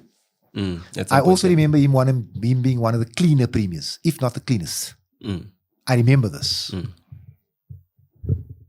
But I do remember that my name was almost mentioned in this press conference. So I mean, I could be I don't have that type of influence, but yeah, you know what I mean. Man's making wild allegations, just go to town. So I'd like to ask something. Is there a paper trail that proves that you're investigating cartels in KZN? I mean, in Gauteng. Is there an intelligence report that says that we've listed Fadil Adams, Clayton Adams, Tyron Ogil as cartel bosses? Well, what stops you from naming your suspects as a policeman? That's what I'm getting to. Because he mentions two people. He mentions Vusikat Matlala at the Adok and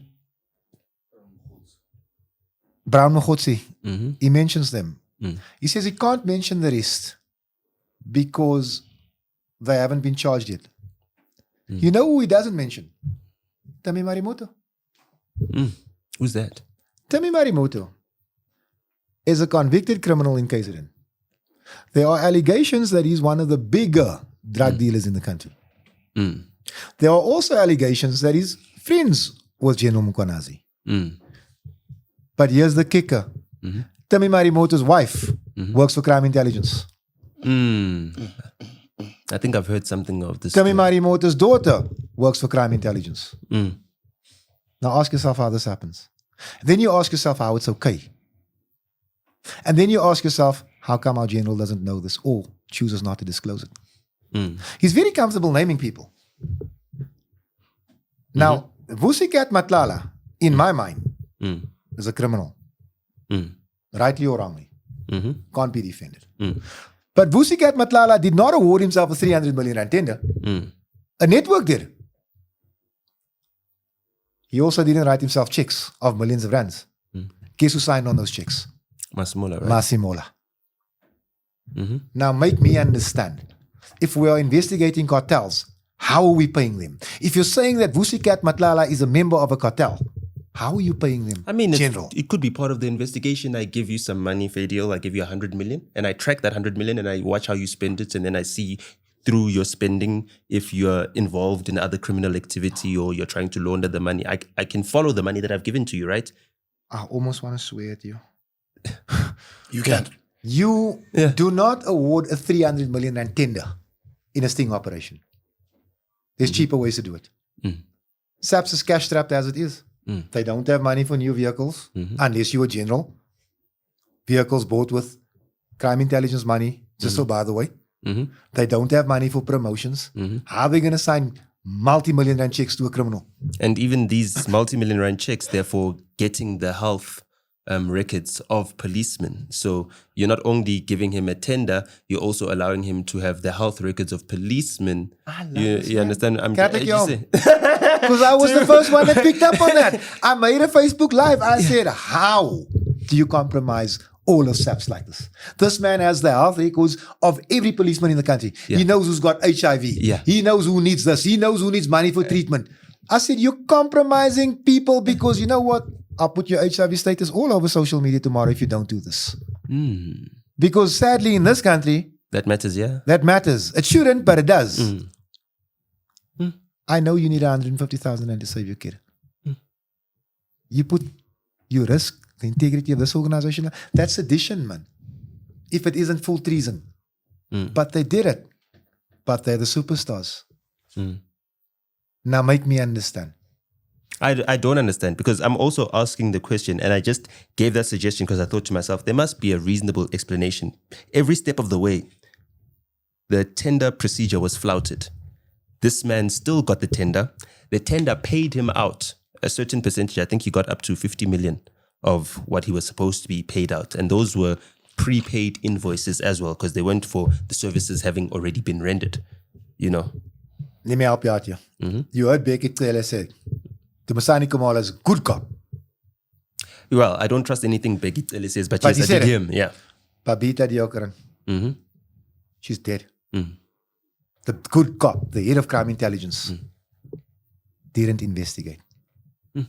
A reporter investigated. That this woman, as the CFO, said, this is what's happening here, this shouldn't be happening, and this is why she was killed. The head of crime intelligence didn't bother to investigate that. Wasn't important enough. Whistleblower. South African hero. Not important enough. Okay. But maybe they were investigating. Maybe they're the ones who hired that journalist to actually break the story. Then I challenge them to bring the proof. Because this makes no sense to me. Because while the fiscus is being fleeced by criminals, crime intelligence is everywhere but where it needs to be. They're buying hotels, they're buying Lamborghinis, all the things they shouldn't be doing. They're going to Wait, Tanzania. No, not even okay. Tanzania. Oh my word! Why can't I get to it? They're going 5-star overseas, some Asian country, to a tech conference, but they buy nothing. They don't bring a presentation to say this is what we've learned. 5-star. They're taking constables with them. Is it the Philippines? No, it's not the Okay. Philippines. My mind is Yeah. it's December, man. You know, colors in December. Just leave me alone. But what I'm saying is something's wrong at crime intelligence. And the head of crime intelligence is being lauded as a hero. But he's before the courts. As the public, we're even putting thimbles on our thumbs because he's like me now tell you become something. iconic. My So- grandmother- Is he not a hero? My grandmother used to tell me, show me your friends and I'll show you who you are. Who are his friends? Mkwanazi is defending this man. Mkwanazi is defending who? He's defending Kumalo to the hilt. To the hilt. But here's what South Africa's missing. And let me tell you something. That ad hoc committee is getting up my nose right now. And I don't mean to insult anyone because there's certain people that Not are because also- they asked you to leave the room. No. Okay. I didn't have to leave the room. Yeah. I actually had to go and visit someone in hospital on that day. Oh, lovely. But well, unfortunately, but lovely that you but had good reason. you know the way they treated Mary Das? Now, let me tell you something. If we're lucky, we all get to get old. If we're lucky, we all get to start sounding like we didn't sound 10, 15, 20 years ago. Mary Das is a white woman who fought to save black lives under apartheid. We can agree on that? Yeah. She does have the Tumasani credentials. Kumalo, Fani Masimola, and General Mkwanazi signed up to enforce apartheid law. In 1993. Well, Sibia in 87. I'm not here to bat for Sabia. Yeah. Give him his hiding.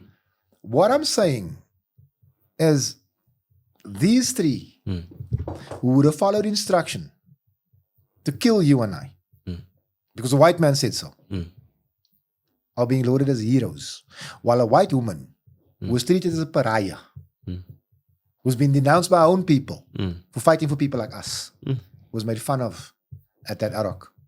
I think it's shameful. I think it's unacceptable. So those of you that say I don't like white people, Well, look. go Biki Nader, class is in session. What's the bigger picture? What's the motive? We're getting there. Yeah, but before we get to the getting- bigger picture, I'll let's look at finish Mary the- DeHaas. Let's look at Mary DeHaas and her presentation. She's been in the media. So she's someone who's regarded as an expert. You know, she studies, she writes reports for universities, all of the sorts, right? The way in which she was disregarded, or her reports were disregarded by everyone that came through, all and sundry. Mkwanazi disregarded her reports. You know, I can't say too much about Ngabinde, but he didn't have glittering things to say about her. All the people that went in there practically dismissed this person, right? And then when we watch Senzo Mchunu at the Madlanga Commission, it seems like her submissions were the most heavily relied on, as in this is the expert advice that he trusted the most out of everyone. How does it come to being that someone who is trusted by a minister, who advises ministers, who has advised ministries, commissioners in the past, gets, I guess, put on display, or shelved like that in some, I don't know whether it would be pageantry or just grandstanding, but it was just a whole lot of bad showmanship that was, I guess, geared at making us in the public feel like this Mary DeHaas woman is Lost the actually marbles. Yeah. That's what I was getting, and I felt it was wrong because you can take however she carries herself in front of a microphone. You could have looked at her paperwork. But she's not on trial as well. She's not the person that has committed whatever crime is being investigated. She's not the reason for the ad hoc committee in the first place. So why must she be given such hostile treatment if we can benefit from what she has to submit? You would have noticed that she refused to name a source. She said, I'm not going to compromise people. People get killed. Did you see every political party come after her? When General Mkwanazi said, I'm not naming this person. I'm not naming this cartel. She said, okay, General, no, thank you very much. Thank you very much for coming. We are blessed to have you here today. We understand. Do you get me? I don't want to call it a setup because I like some of the people in there. Not all of them. But it's beginning to look fishy, man. To me, it's beginning to look fishy. And the way this man is not being scrutinized. Do you know, I was more active than Mkwanazi in KZN during the 2021 riots. Even Sihle Zigalala was more active. I saw him throwing slaps and stuff like that. I swear to you, it's on social media if you doubt me. I have two friends, Ronaldo and Peter. And the three of us packed an Isuzu bakkie and the biggest trailer we could find. We overloaded that thing to the point where you couldn't drive past 80 kilometers an hour. 81 kilometers an hour, it starts shaking. We drove 32 hours to Wentworth in Durban to distribute food, baby formula, adult diapers. We put a couple of packets of cartons of cigarettes also in there for some people that we like, because cigarettes were banned at the time. Only for me to find out that the provincial commissioner from KZN, he went on leave when his province needed him most. But he said that there His were wife was ministers.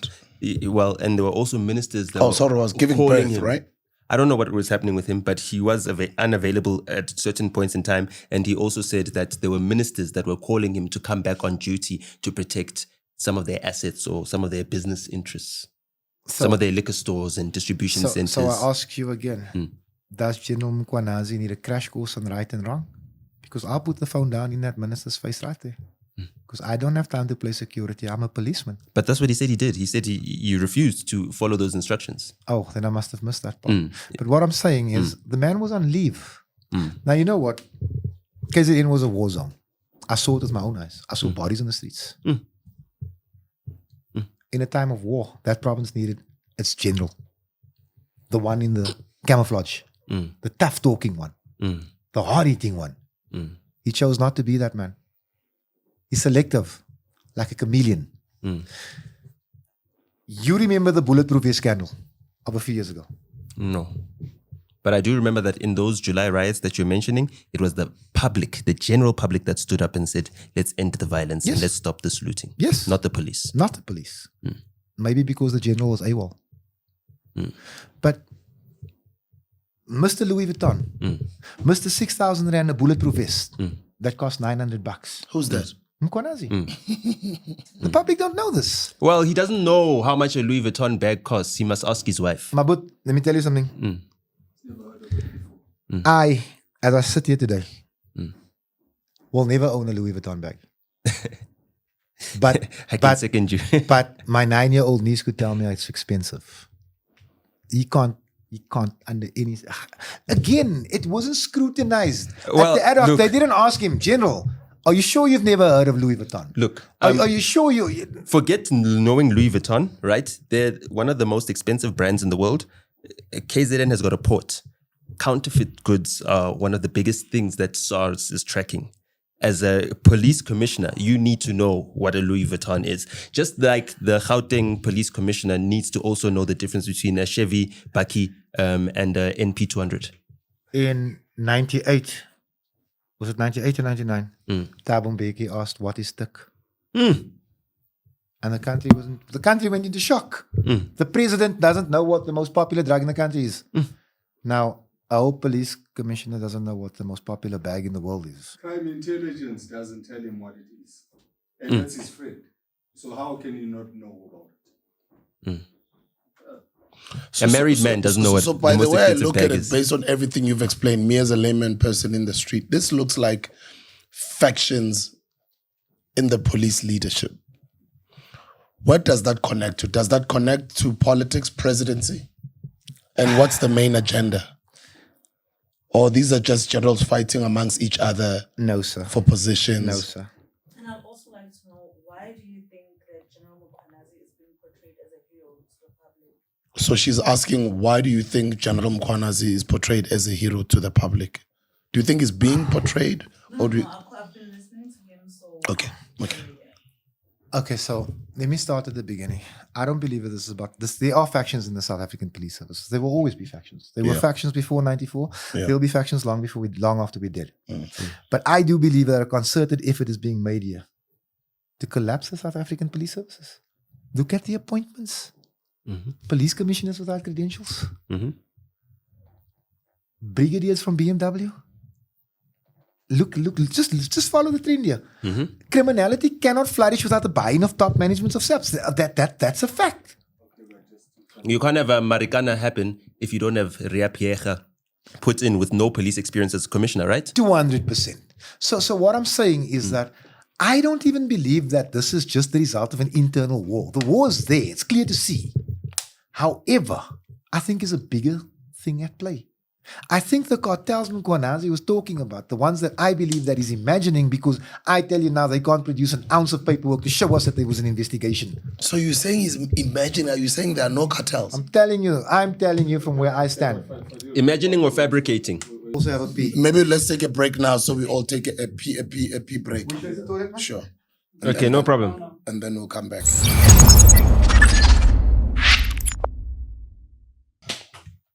We left it somewhere. I don't remember where we were. He's explaining why Mkhwanazi is viewed as a hero. Oh yes, that was the question. And I think... And then also these factions, so-called factions. Yeah, in terms of the factions, what I said in the previous episode that Sbu and I did regarding this issue, right? Sbu asked me whether I think Mkhwanazi is a good guy.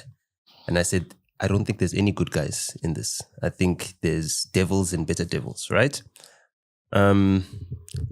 With what I've heard you say, it seems like there's devils only, you know, and it's the devils you like and the devils you don't like. So tell us why this Mkhwanazi devil is so well liked. Our country is in a crisis. It's crying out for a hero. It needs its own Malcolm X, I suppose. And I tell you this, Team Mkhwanazi was very slick. Very slick. The attire, the rhetoric, the calling out of people. That's what the country wants. We're tired of crime. That's true. But it was just a show. All of it was a show. Mkhwanazi had 4 portfolio meetings to bring his grievances to the table. He says, no, I'm frustrated because I've tried all the channels. I'm saying, show us a case number. You're talking about cartels. Show us the case that is open. Show us the paper trail. Tell us who the investigating officer is. Give us something. Because you can't suck it out your thumb that there are 5 cartels operating. For all we know, there could be 15 cartels operating. But what has crime intelligence done about it? I'm telling you, my gut says nothing. Because when he was at Madlanga or at the Iraq, he didn't say, here's the case number. He didn't say, here's the evidence. This man came to Madlanga with an empty suitcase. You know, well, advocate... maybe Andrea Johnson advised him. advocate Glenys Breitenbach, Member of Parliament for the DA, spot on in her analysis. She says, if anybody thinks that anybody's brought any evidence, she put the emphasis on evidence to this commission, you got another thing coming. She's dead right. To date, nobody's brought evidence, allegations. That's all that's flying at. And you know what? The sad thing, the country's lapping it up. Mkhwanazi is a hero because he called a press conference. He's a hero because he's using the PKTT as a combat squad. How many investigators does the PKTT have? Almost nothing. It's battle-ready, battle-hardened. It's a skop, skiet en donder squadman. Apartheid tactic if you want. So for me, I'm struggling to understand how this man is being sanctified. Because I thought you could only become a saint after you're dead. It boggles the mind. And on the issue of the factions within SAPS, yeah, factions are at war. I don't even think we know who all the factions are. I can tell you this. Criminality, it can't flourish like this without the buy-in of top management. there are good guys in the police service. I have to believe it. I might not know their names. But on the surface of what we're seeing here, this is a battle of bad against worse. And unfortunately, worse appears to be winning. Are politicians using this situation as a form of laying the ground for the incoming new regime after the elections? Is there in any way that political leaders are using this as a succession battle in politics? Yes, sadly. For the next president? Sadly, yes. Remember Mkwanazi just called his press conference when political parties were marching in support of the man. Without testing the allegations, without seeing any evidence. People were marching, holding placards. People are batting for Mkwanazi in that ad hoc committee as if their lives depend on it. Well, he showed us the decency of waiting until after the Durban July. So, People he allowed us to party first before he broke the news. True that. Yeah. But people are not asking hard questions like they did with Minister Nkunu, like they did with Nkabinde. Mkwanazi is getting an easy ride. But when I listen to his story, there's more holes in it than a strainer. So I'm confused. I would want him to be right because we need a strong general. We need a proper policeman. But there's too many inconsistencies there. Look at Vusikat Matlala. Payment is made on the 5th. On the 6th, the PKTT is raiding his house. I think it was a shakedown. Well, did they walk out of his house with him in handcuffs? I don't think they did. So then what was the raid for? Look, apparently they were looking for a drug dealer because the curtains in the house look suspect. Jerry Bushocha, right? Yeah, Jerry Bushocha. But here's my question. You raid the house, but you are KZN unit according to your general. The house is in? Centurion, I think. Pretoria, Tshwane, yeah? Tshwane. So you are a national political killing stars team when it suits you and a KZN-based one when you need to be. But be that as it may. Or when Gauteng calls for help. That's the allegation. That's what they say. Let me tell you something. If Gauteng is calling for help, head office is in Pretoria, man. They're calling Pretoria. They're not calling KZN. Doesn't that make sense? With factions, they might not trust people close by. They might want... Okay, I'll give them that. But here's the question. People. Yeah. Vusikat Matlala says you didn't produce a warrant. Now, I'm going to ask you this. Did you have the docket? Because if you didn't have the docket, you can't have a warrant. Now, if you're a KZN team, it's not only unlikely, it's impossible that you have the docket. It can't happen. So, if you don't have the docket, what are you doing in the man's house? Well, now we've also got this prosecution-led, right, investigations. So the warrants would have to come from the magistrate or the judge, either at a regional court or the court within the jurisdiction. I don't think that KZN police would have a KZN judge issue a warrant of arrest for someone in Centurion. That's 100% my assessment as well. And now my question is the following. You're looking for Jerry Bushecha? Yeah. Okay, so we've seen the videos. Yeah. The man's covered in blood. He's been beaten to a pulp. You're looking for him. Yeah. You suspect he's here. Why didn't you bring the white suits with you? The clear suits? The forensics guys? Because you're looking for the man, and if you don't find him, surely somebody should be sweeping this place to ascertain, was this man brutalized in here? Or to eliminate his fingerprints, his DNA from that place. Or to eliminate Vusikat Matlala as a suspect if you need to. I guess. The man, Vusikat Matlala, says he got paid on the 5th. He says that he was supposed to pay bribes on the 6th. On the 5th, sorry. He didn't pay it on the 5th. The next day, the PKTT is there. Why didn't they wait at least 48 hours for the money to clear? Well, you'd have to ask them that. But unless they knew it was an immediate payment. Buddha, all I'm going to tell you is that there are too many inconsistencies in what's happening right here. And for my money, if we're serious about cleaning out SAPS and the criminal justice system, we can't have these holes. That's true. We're opening ourselves up to further abuse. One thing I know about the truth is that it leaves no room for doubt. And if what they're saying is true, then why are there so many questions? Why is there so much doubt about either of the claims, the counterclaims? So I want to go back to this 6th of July announcement, right? And also go a little bit beyond Kat Matlala and Jerry Boshoga and Katiso Molefe for a bit. Something closer to home. Something I feel should have been a political killings task team case to watch. Sibiya, after the July address by Mkhwanazi, states that in the AKA murder, which wasn't what Mkhwanazi was referring to when he spoke about artists that were killed in Gauteng, because we know AKA was killed in KZN. In the AKA murder, he was the one that pushed for arrests to be made. That's the claim he makes. He says that Mkhwanazi was preventing arrests being made. Now, I don't know why Sibiya decided to give us that tidbit of information, because it was unrelated to the statements that Mkhwanazi was making. But there's big questions about that. Personally, I've got my own opinions about what's happening with that murder. But I know that Keenan Forbes, my friend, was very politically exposed. You know, I know that I've been in the presence of ministers and presidents because of him. So I know how politically connected he was. I also know how influential he was, you know, in the country's politics. That's why Cyril Ramaphosa would put him on Instagram Live when he's campaigning. That's why he campaigned for Zuma when he campaigned for Zuma. I also know that he was very close and loyal to the ANC. Now, for me, when the ANC loses one of its own, it's never at the hands of someone else. For me, if Keenan is taken out, the only people that could be suspects in him being taken out are ANC people, because he's one of them.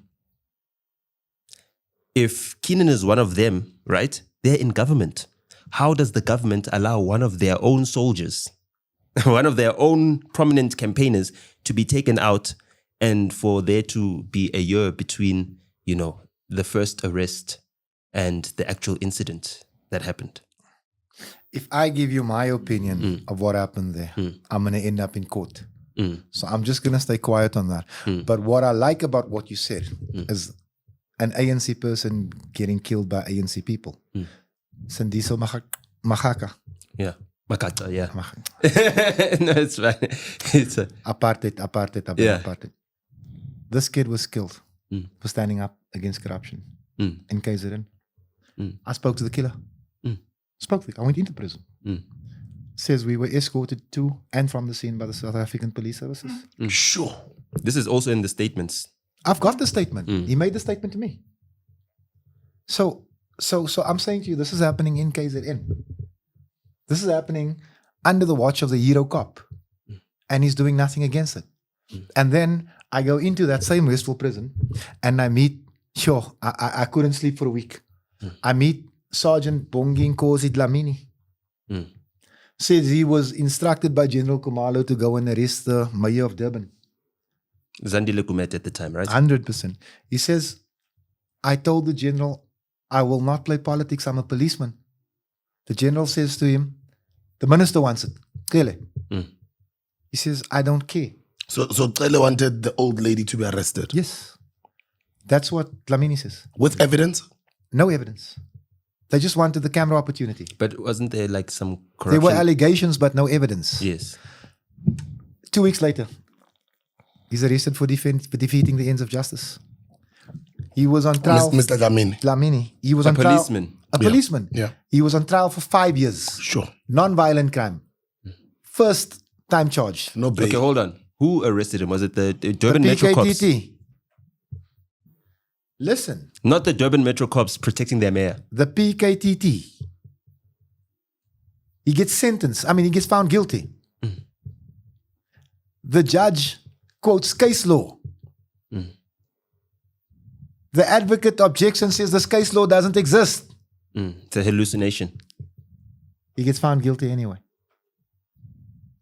This is what we're dealing with, gentlemen. We are dealing with people who appear to have compromised so much of this country. Judges, prosecutors, you name it, it's there. It's like a movie. And I'm going to tell you, It is a movie. it ends badly for so many people. You think that, I forgot his name, that's how many people get killed here. That guy in Gauteng that was killed. The You DJ. think- No, the witness D. Oh, the Marius. You think he's going to be the last one? You think he's going to be the last one? I've got my own theory about what happened to him. Well, no one has been arrested, and it's been 3 weeks, 4 weeks. You've got your own theory about what happened there. What is it? Let me tell you Sorry something. about that, Nota. This man is speaking, but he's not speaking about what was mentioned at the press conference. He's speaking in a totally different direction. He's speaking against Julius Mkhwanazi. Julius Mkhwanazi is not going to have that man shot. He might as well walk himself to the magistrate's court afterwards. He's not going to have that man shot. That man was shot by people who wanted to send a message to the rest of us. Yes, that's what I believe as well. The fact that he's white makes it even better. Because it's going to cause national news. You see, if one of us gets taken out, it's happening. They chose their target. They sent their message. But not all of us are afraid. Now, I'm going to tell you something. And why I supported Minister Mkhunu. How can we spend all this money on a task team investigating 56 murders? Hundreds of millions. And then on the Cape Flats, I've got the AGU, the anti-gang unit, investigating 3,000 murders a year with a 7 million rand budget. 7 million rand. These people don't have proper cars. They don't have proper laptops. They don't get airtime. They don't get accommodation. They get absolutely, excuse my language, fuck all. And they don't even get some advocacy from Mkhwanazi, who's always talking about how budgets are short. Puta, go and ask him what the budget for KZN looks like as we stand here today. It's shot. The budget is gone. So what I'm saying is, in terms, forget politics, of humanity. A life is a life and a murder is a murder. But you want to spend everything on 56 murders over there while you overlook the killing of 3,000 colored boys in the Cape Flats. 7 million rand, is that what we're worth? And it's for this reason that I stood up and I said, no, Minister, I think you're right. And I don't care about politics. I don't care how many voters we lose. I didn't come here to Joburg or to Parliament for camera opportunity. You're hurtful. Puta, I'm past that. I'm past that. So, if the minister feels that this political killing stars team is taking too much resources, and he said it, a lot of those resources can be used in the Cape Flats. As a colored man, you expect me not to support that. As a man living in the Cape Flats where your nephews are dying. As a human being, man. Even so. Let me tell you something. When you see and you read about these kids getting killed on Cape Flats, half the time I know them. Sometimes I saw him last week. The Cape Flats is not a big place. It's not. It's tiny. Everybody knows everybody. Bro, I got cousins killing cousins. I don't know why I'm laughing about it. And we are saying intervention is needed. And here I finally get the minister. Because remember, I've been fighting back in 2016. I chased him out of Mitchell's Plain. Because he came there for a fucking photo opportunity when a young girl was shot. I chased him out. So yeah, we've been gifted, if you want, with a minister that understands our problem or seems to want to understand the problem. And I got Mkhwanazi coming after this man. You're asking me to make a choice. I'll make my choice. Make my choice every day. I understand he's the most popular person in the country. I understand every political party wants to kiss his ass. I'm saying, go ahead, wet your lips. But is he being truthful? I don't think so. So now the Ministry of Police is in disarray. Do you think that for whatever, I guess, benefit having the political killings task team still active is, it justifies putting the police ministry in such disarray? No. So if the reward itself is just keeping the political killings task team, that's what Mkhwanazi wants, right? From his statements, if we're taking his statements. How is that central to ensuring that there's good policing in South Africa? Just that one unit out of many units. I think he's being selfish.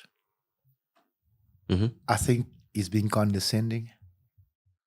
And above all, I think he's being stupid. Now, I can tell you this. If an audit is done into that COVID slush fund, I'll put my head on a block that the political killing stars team is receiving funding from there. Totally illegal. But you know what?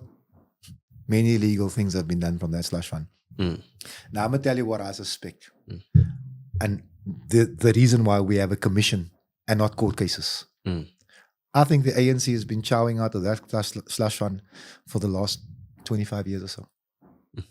That's what I think. I think heavyweights in the ANC would go down if the truth is revealed. Remember, when Mandela occupied office, the budget for that slush fund was about 50 million a year. It's now approaching $1 billion a year. But they're offering witnesses they're offering informants 3,000 Rand reward. If you give them R1 million worth of drugs, they'll give you 3,000 Rand. They call it cost cutting. They're asking people to risk their lives for 3,000 Rand. Imagine. When people are being killed, when witnesses are being taken out. And then you ask why they're not getting information. But the money's being spent. So the political killings task team is, as you're saying, possibly drawing money from the police / fund. Probably. Okay, probably. Okay, well, that's even more assertive. We know of Minister David Mahlobo. He's now Deputy Minister of Water and Sanitation. He went to the Zondo Commission and basically had to testify as to how the money was being moved and why there was a need for a slush fund in the first place. Now, that slush fund was in its own police ministry, right? Or state security ministry, which was outside of the presidency then. David Mahlobo is no longer the minister there in the state security.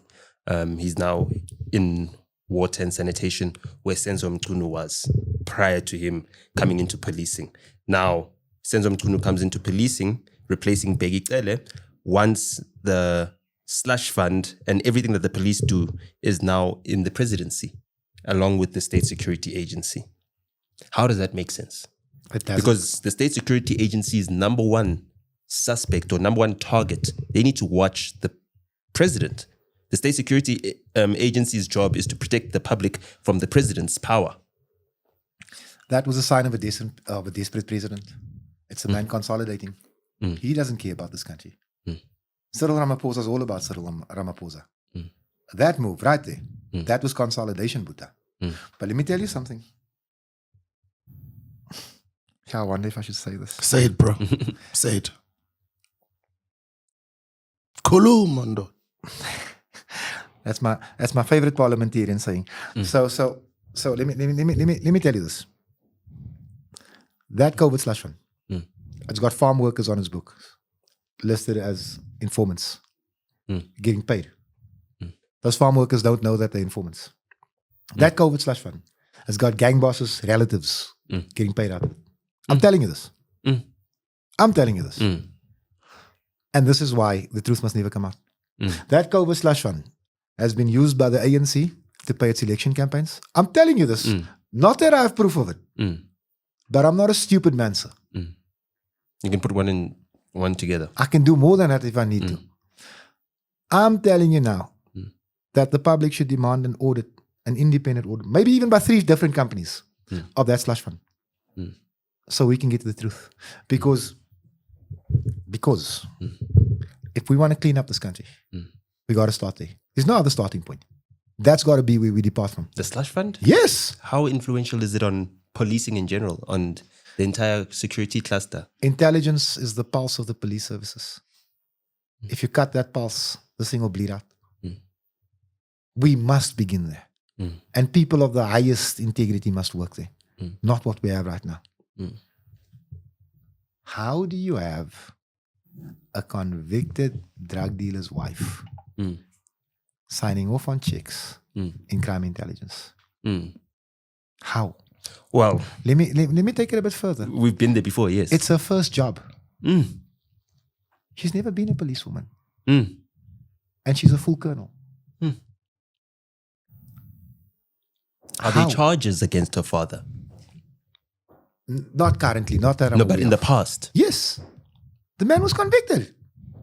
So now, why is someone who's got a parent who was convicted, a next of kin who was convicted, allowed to have a role in crime intelligence, which is a very sensitive space where you need to have access to things that will eventually be declared as top secret if they're not already top secret? But I wouldn't want my kids being punished for my sins. But you know what? There's certain circumstances where I believe common sense must apply. Because I can promise you, when my lady comes from work tonight, he and I are going to have a discussion about what happened at work today. Not That's pillow all talk. Yeah. Just a discussion. No, I'm saying we're going to have a discussion about what happened at work today. And we can't risk this. We can't risk this.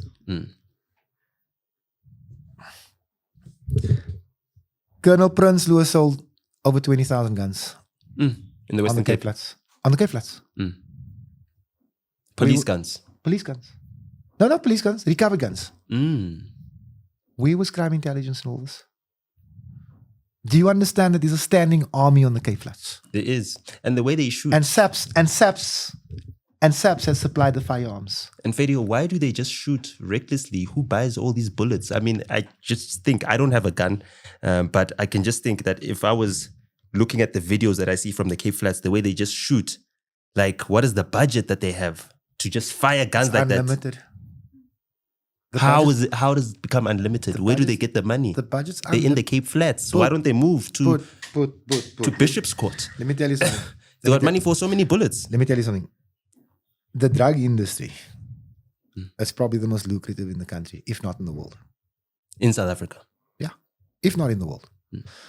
We are not talking about the drug dealers I knew as a lighty that drove Valiants. We're talking about a totally different generation here. A lot of these guys stay right there where they used to live because that's where they're safe. That's where they're untouchable. We can't beat this thing with what we have. And if we don't beat this thing, we're going to continue to bury young boys at the rate that, the colored male has the shortest life expectancy in this country. And that's not because of HIV/AIDS. No, it's not because of disease. It's because of gun violence. And I'm being told that I must shut up about it because I'm speaking about a man that's popular. I don't care about his popularity. I care about how effective he is. And this man is ineffective. He's statistically the second worst performing police provincial commissioner in the country. But he's calling the shots. He's acting like the spokesman for the South African police force. And why is this not being presented at the committee that you sit in? I'm coming. I've been asked to come appear before Madlanga. Not Madlanga. In the committee that you sit in, which is chaired by My Ian brother, Cameron. let me tell you something. So you are coming to the Madlanga I'm coming Commission? to Madlanga. Okay. Bro, I'm coming to Madlanga. Sorry for disturbing you. When? I'm about that, I'm Nojo. going to send in my presentation on the 13th. Okay. And then I'll wait for the date like everyone else. Okay. Look, when they established the ad hoc committee, the first thing Ian Cameron did is he put up a motion that was it Ian Cameron? I know it was the DA, that Honorable Adams cannot be a member of this portfolio, of this ad hoc committee because he is the complainant in the case. I said, cool. I'm not going to fight you. I am the complainant. That's great. But then Glenys Breitenbach is accused of doing the same thing that I did. And the DA doesn't have this, they don't have a stance on it. In fact, Julius Malema did raise that you've been excluded, yet Diane Kohler-Barnard was included. Diane Kohler-Barnard, Yes, sorry, yes. not No, Glenys, no sorry problem. Glenys, sorry Glenys. So, You so know, what- they all They all look the Breitenbach. same. No, I didn't. I can't tell which That's one why. it was. That's why you can't have your own platform. so what happens is Adams can't be on the ad hoc, but Diane Kohler-Barnard can be. Now I'm not going to call it white privilege, but it is suspicious. She's blonde, maybe. No, There's but blonde you see, privilege. what's at play here? How I see it is the DA protecting the ANC. They might as well be one party. The person that knows more about this specific incident than anything else, you don't want him in the committee, but we're on a fact-finding mission. Make it make sense. Now, We're on a fact-hiding mission, fact-hiding mission. I guess. Now, to make it even more interesting, the person bringing the motion that I must not be on this committee is the same man that tried to mute me when I was trying to get to Masimola about the purchase of the hotels. Ian Cameron, the man who screamed at Becky Taylor. So I don't know. I don't know how you go from that to this. I don't know. Maybe one day you'll tell me. Maybe you think the appointment of Ian Cameron was to spite Peggy Tsele? To show him what we can do. We can show you the middle finger. This man can turn around and be your boss. The same man you were shouting at a few years ago. I don't know. I don't know what the thought process was. I can tell you this much. Schikkeling or Kohler-Barnard or Breitenbach if you wanted a DA person, Yeah. would have been a better fit because they've been there before. They understand the committee. There's decisions that were made in the 6th Parliament that they would have insight into. Cameron and I don't have that. So I don't know what's at play. And you know what? I don't care. It's DA politics. It's got nothing to do with me. But what we're here for is the cleanup of the service. The return of safety and security. South Africans are not, we are not greedy people, man. But why are you and Ian Cameron seemingly on opposing ends when both of you claim to be fighting to eradicate crime in Cape Town, especially in the Cape Flats? You know, You want to get me started? I'm just saying, I mean, can when get Ian on the Cameron table, goes it's into the fine. Cape Flats, he gets a brick thrown through his window. He has to fire his gun. You seem to be able to get in and out of the Cape Flats, you know, pretty fine. Boss, I'll as walk well. on the Cape Flats and they stop shooting. These levels. How is he then able to stop you from talking? No, let me tell you something. Maybe the man wants to see a clean Cape Flats. Maybe, I don't know. But what I can tell you, he's not lost a single relative.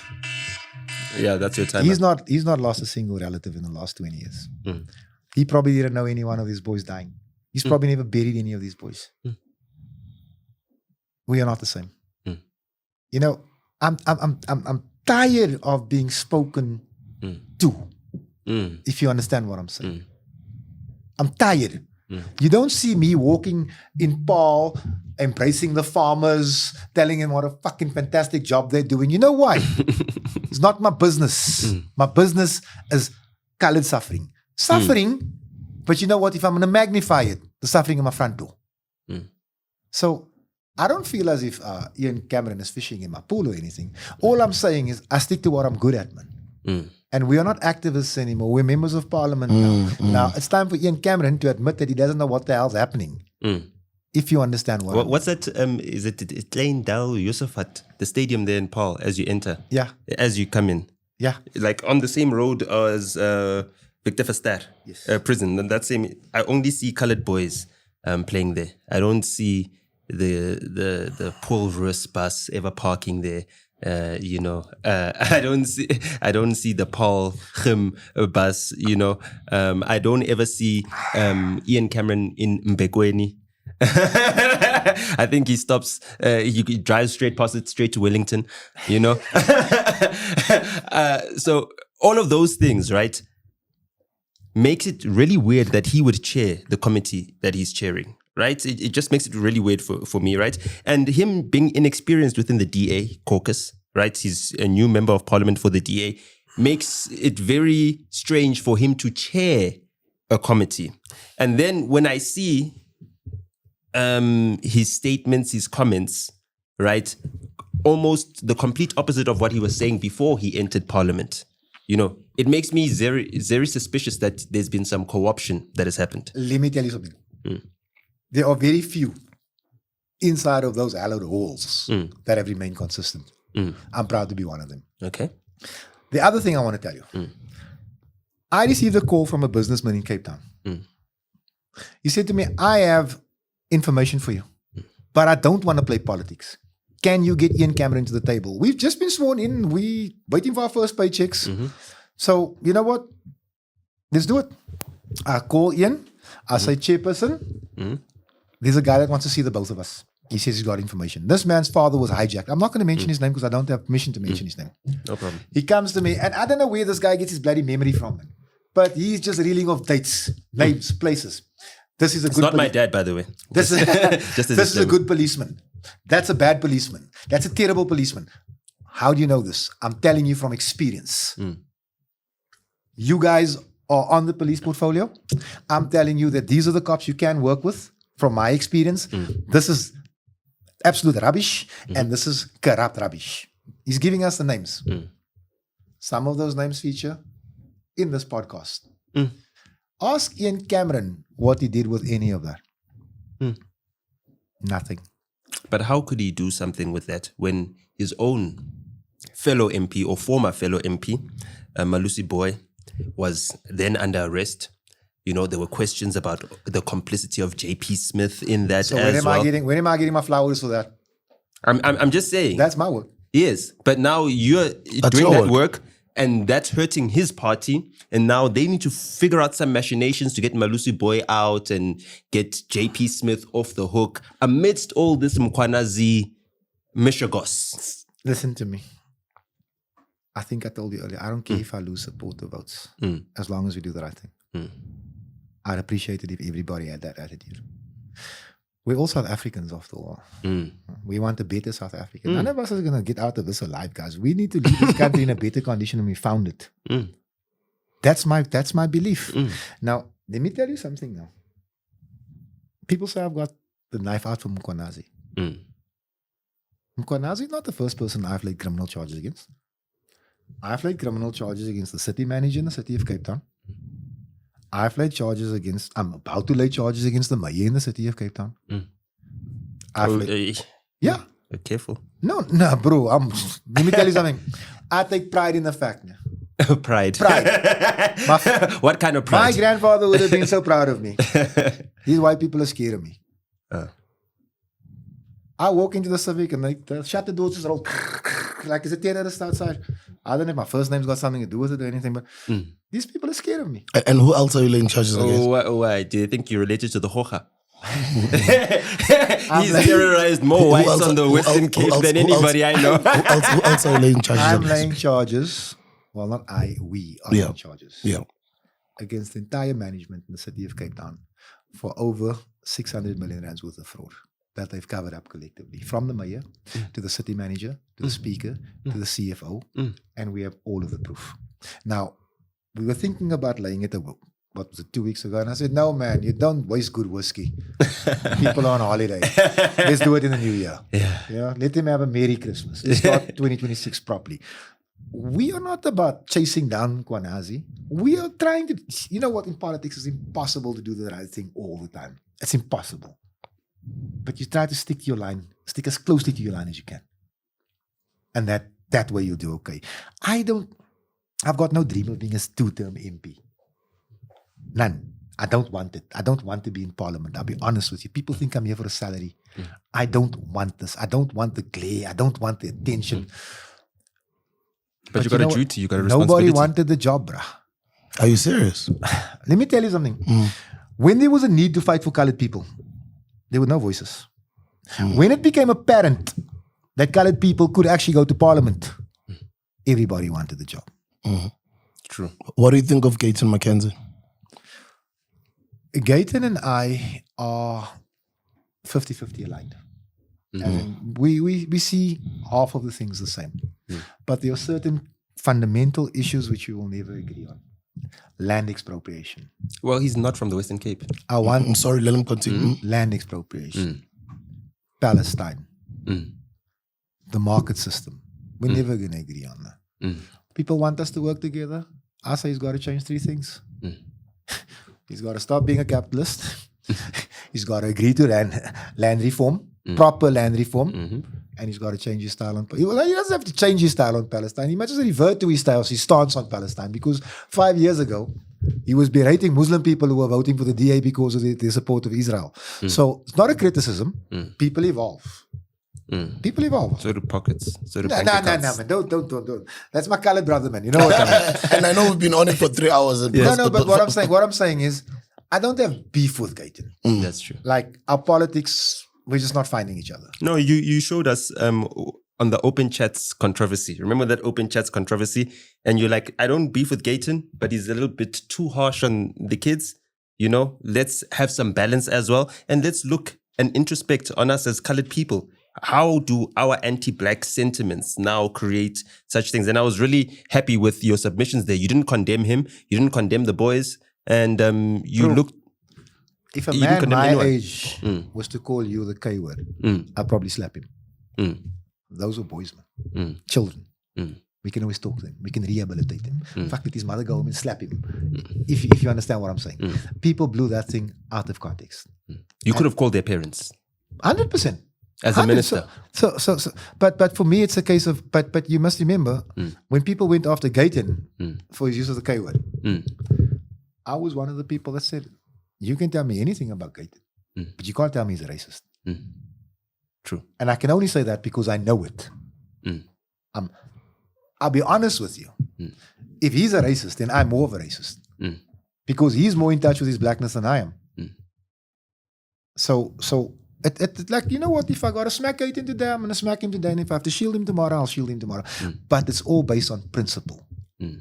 If the principle is right, then yeah, we'll agree with it. And if we feel it's wrong, we'll disagree with it. So it's not as if I'm gonna agree with Gaten all day, every day.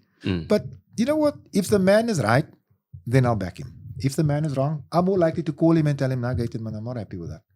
But I'm not gonna go out and condemn the man. You see, and please guys, don't take this the wrong way. As a colored boy, we got half the country hating us already. We don't need to be hating each other. That's where I find myself. The last one from me, we've just lost a colleague. I used to work with him at YFM and at Urban Brew on television. Your colored brother, Waras. Your thoughts on Waras's loss? Your man's got kids, bro. There was so much of what I disagreed with him. I disagreed with a lot of things he said. But the man had the gift of the gab. He could literally sell ice to an Eskimo. He could. He could. And I found him entertaining. And at no stage, I tell you now, I disagreed with half of what he said. But you'd also have noticed I never said anything. Because I'm not fighting another color just to fight a color. But his death, it's tragic. It was shocking. I mean, he's got small kids, man. Lighties. And because he's got a high profile, people will talk about it. As they should. As they should, yes. But we're not talking about those boys we don't know. We're not talking about those 15, 16, 17-year-old. 10 of them will die today. Let me say it to you as it is. No one's talking about it. It doesn't make that much of a footprint in the newspaper. Even Waris's death, even Keenan's death, for me, the way in which colored lives are bastardized. Keenan is another colored brother. I know, but I'm just saying the way in which colored lives are He was bastardized. from my area. You understand what I'm saying? So when a colored guy dies, doesn't matter what the story is around him, it's always disregarded as someone who is supposed to die by gun violence. You know what I mean? Like a colored guy died of gun violence. There shouldn't be an outrage. Now, how do we attack that when this guy, when it comes to the job that he did, right? Doesn't get a state funeral, right? Doesn't get a provincial funeral. This colored boy, because he started out as a colored boy, was on SABC1 prime time for 6 years straight.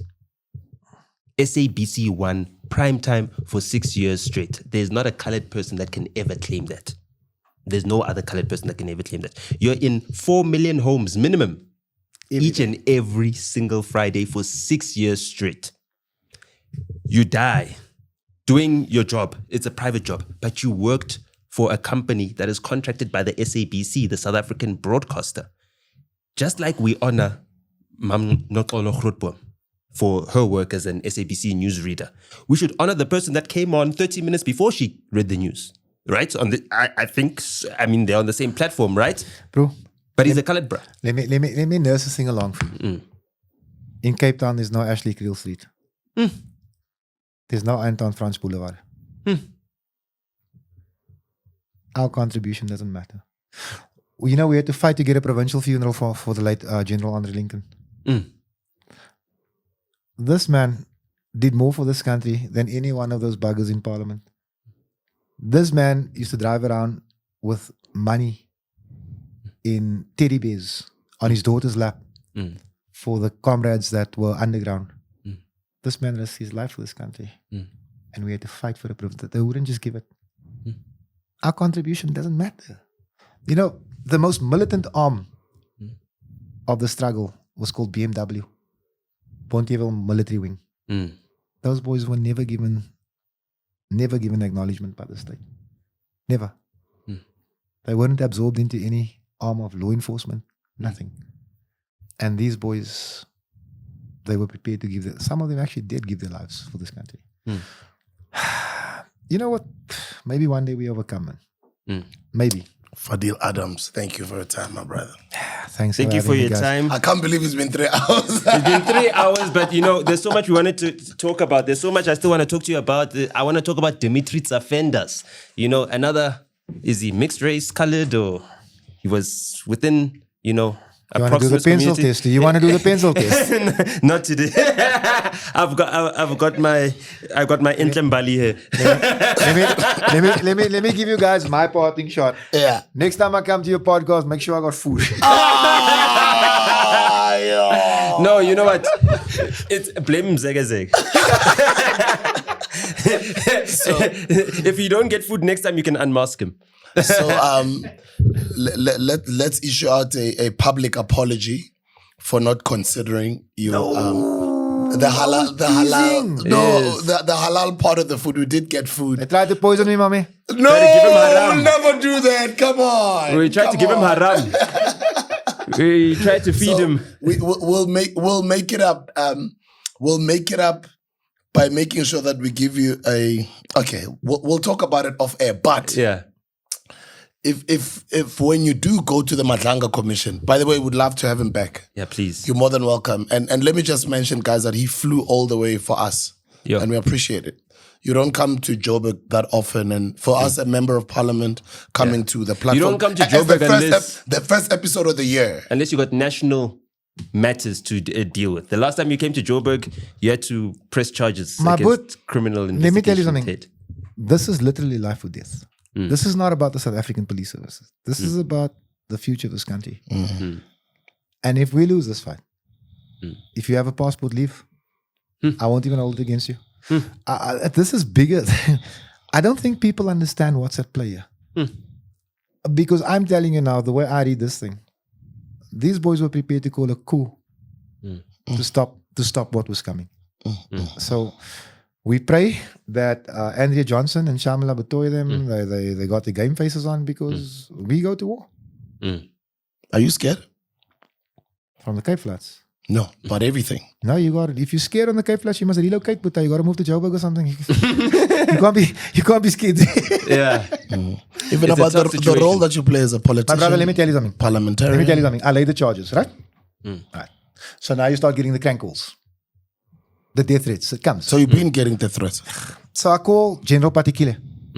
I say to him, I can look after myself, but I need a risk assessment done. All I want to know is where the blind spots are so we can take care of it. We just want to cover the corners. 1 week later, nothing.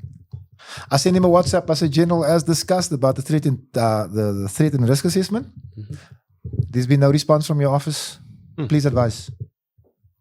Same day or the next day, some colonel calls me. But now I'm saying to myself, hold on a second, man, particular. I've just charged your colleagues. That TRA, as a member of parliament, should have been done the same day. Did you leave me hanging out to dry? Because that's the feeling that I got. So the colonel calls, they want to do a TRA now. But now this is because it's not a phone call, I've got it in writing on WhatsApp. So I told him, fuck off, man, I don't trust you people, it's okay, we look after ourselves. That's how bad it is. Isn't that Witness D's fatal mistake? That he refused witness protection? My brother, Would you trust witness protection? my brother, let me tell you something. Polls show that 15% of people trust the SAPs in this country. I'm amongst Except for Mkwanazi. I'm amongst the 85%. Look, maybe I'm wrong about all of this. Maybe Mkwanazi is upstanding. Maybe they had the warrant to search for Sikat Batlala's place. Maybe there's a reason they didn't bring forensic with. Maybe the PKTT is doing a fine job investigating 56 cases, solving 2, getting almost no convictions. Maybe it's worth 100. Maybe I'm out of my fucking mind because I'm upset that they won't staff the AGU so that they can do proper work in Cape Town. Because let me tell you what's happening with the AGU. These boys are frustrated because they can't do their job. So now everybody that they corner, they simply kick the shit out of them. Do you understand what that does to us? I understand. Do you understand what it does to us as parents to tell your children you can't play outside because they're shooting? You're cooped up inside here 24/7. My kids have never been further than the gate without daddy. And the one's about to matriculate. Imagine. That's my living condition. Imagine. Now, if Mkwanazi and Kumalo and Masimola were doing such a fantastic job, Malaiti might be playing football in the streets. I'll leave it at that.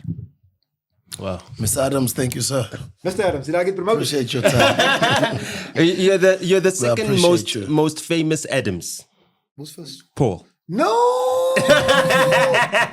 No, don't say that. I'm serious. Thank you But for he's your a time. legend. You must see my younger brother. Oh, Looks exactly like him. seriously. So we go. Does he bowl as well? No, he doesn't. Okay. But both the same also. So we go into a club and all the girls, Paul. I'm selling him as Paul, bro. This is Paul. Like, you just be Paul, okay? No, thank you very much for coming through here. And we look forward to seeing Mo Fire on that Madanga commission desk. You know? On the Madlang. Yeah. Do you think he can do that? I mean, Well, a member- politicians always have international I'm a member of parliament. I the can do almost water anything. there, the water there gave Julius Mkhwanazi a lot of problems. So I think... Gentlemen, I got it. Thank you, sir. Shab, shab. Take it easy, big boss. You must be there when you guys come to Cape Town. Yo. No.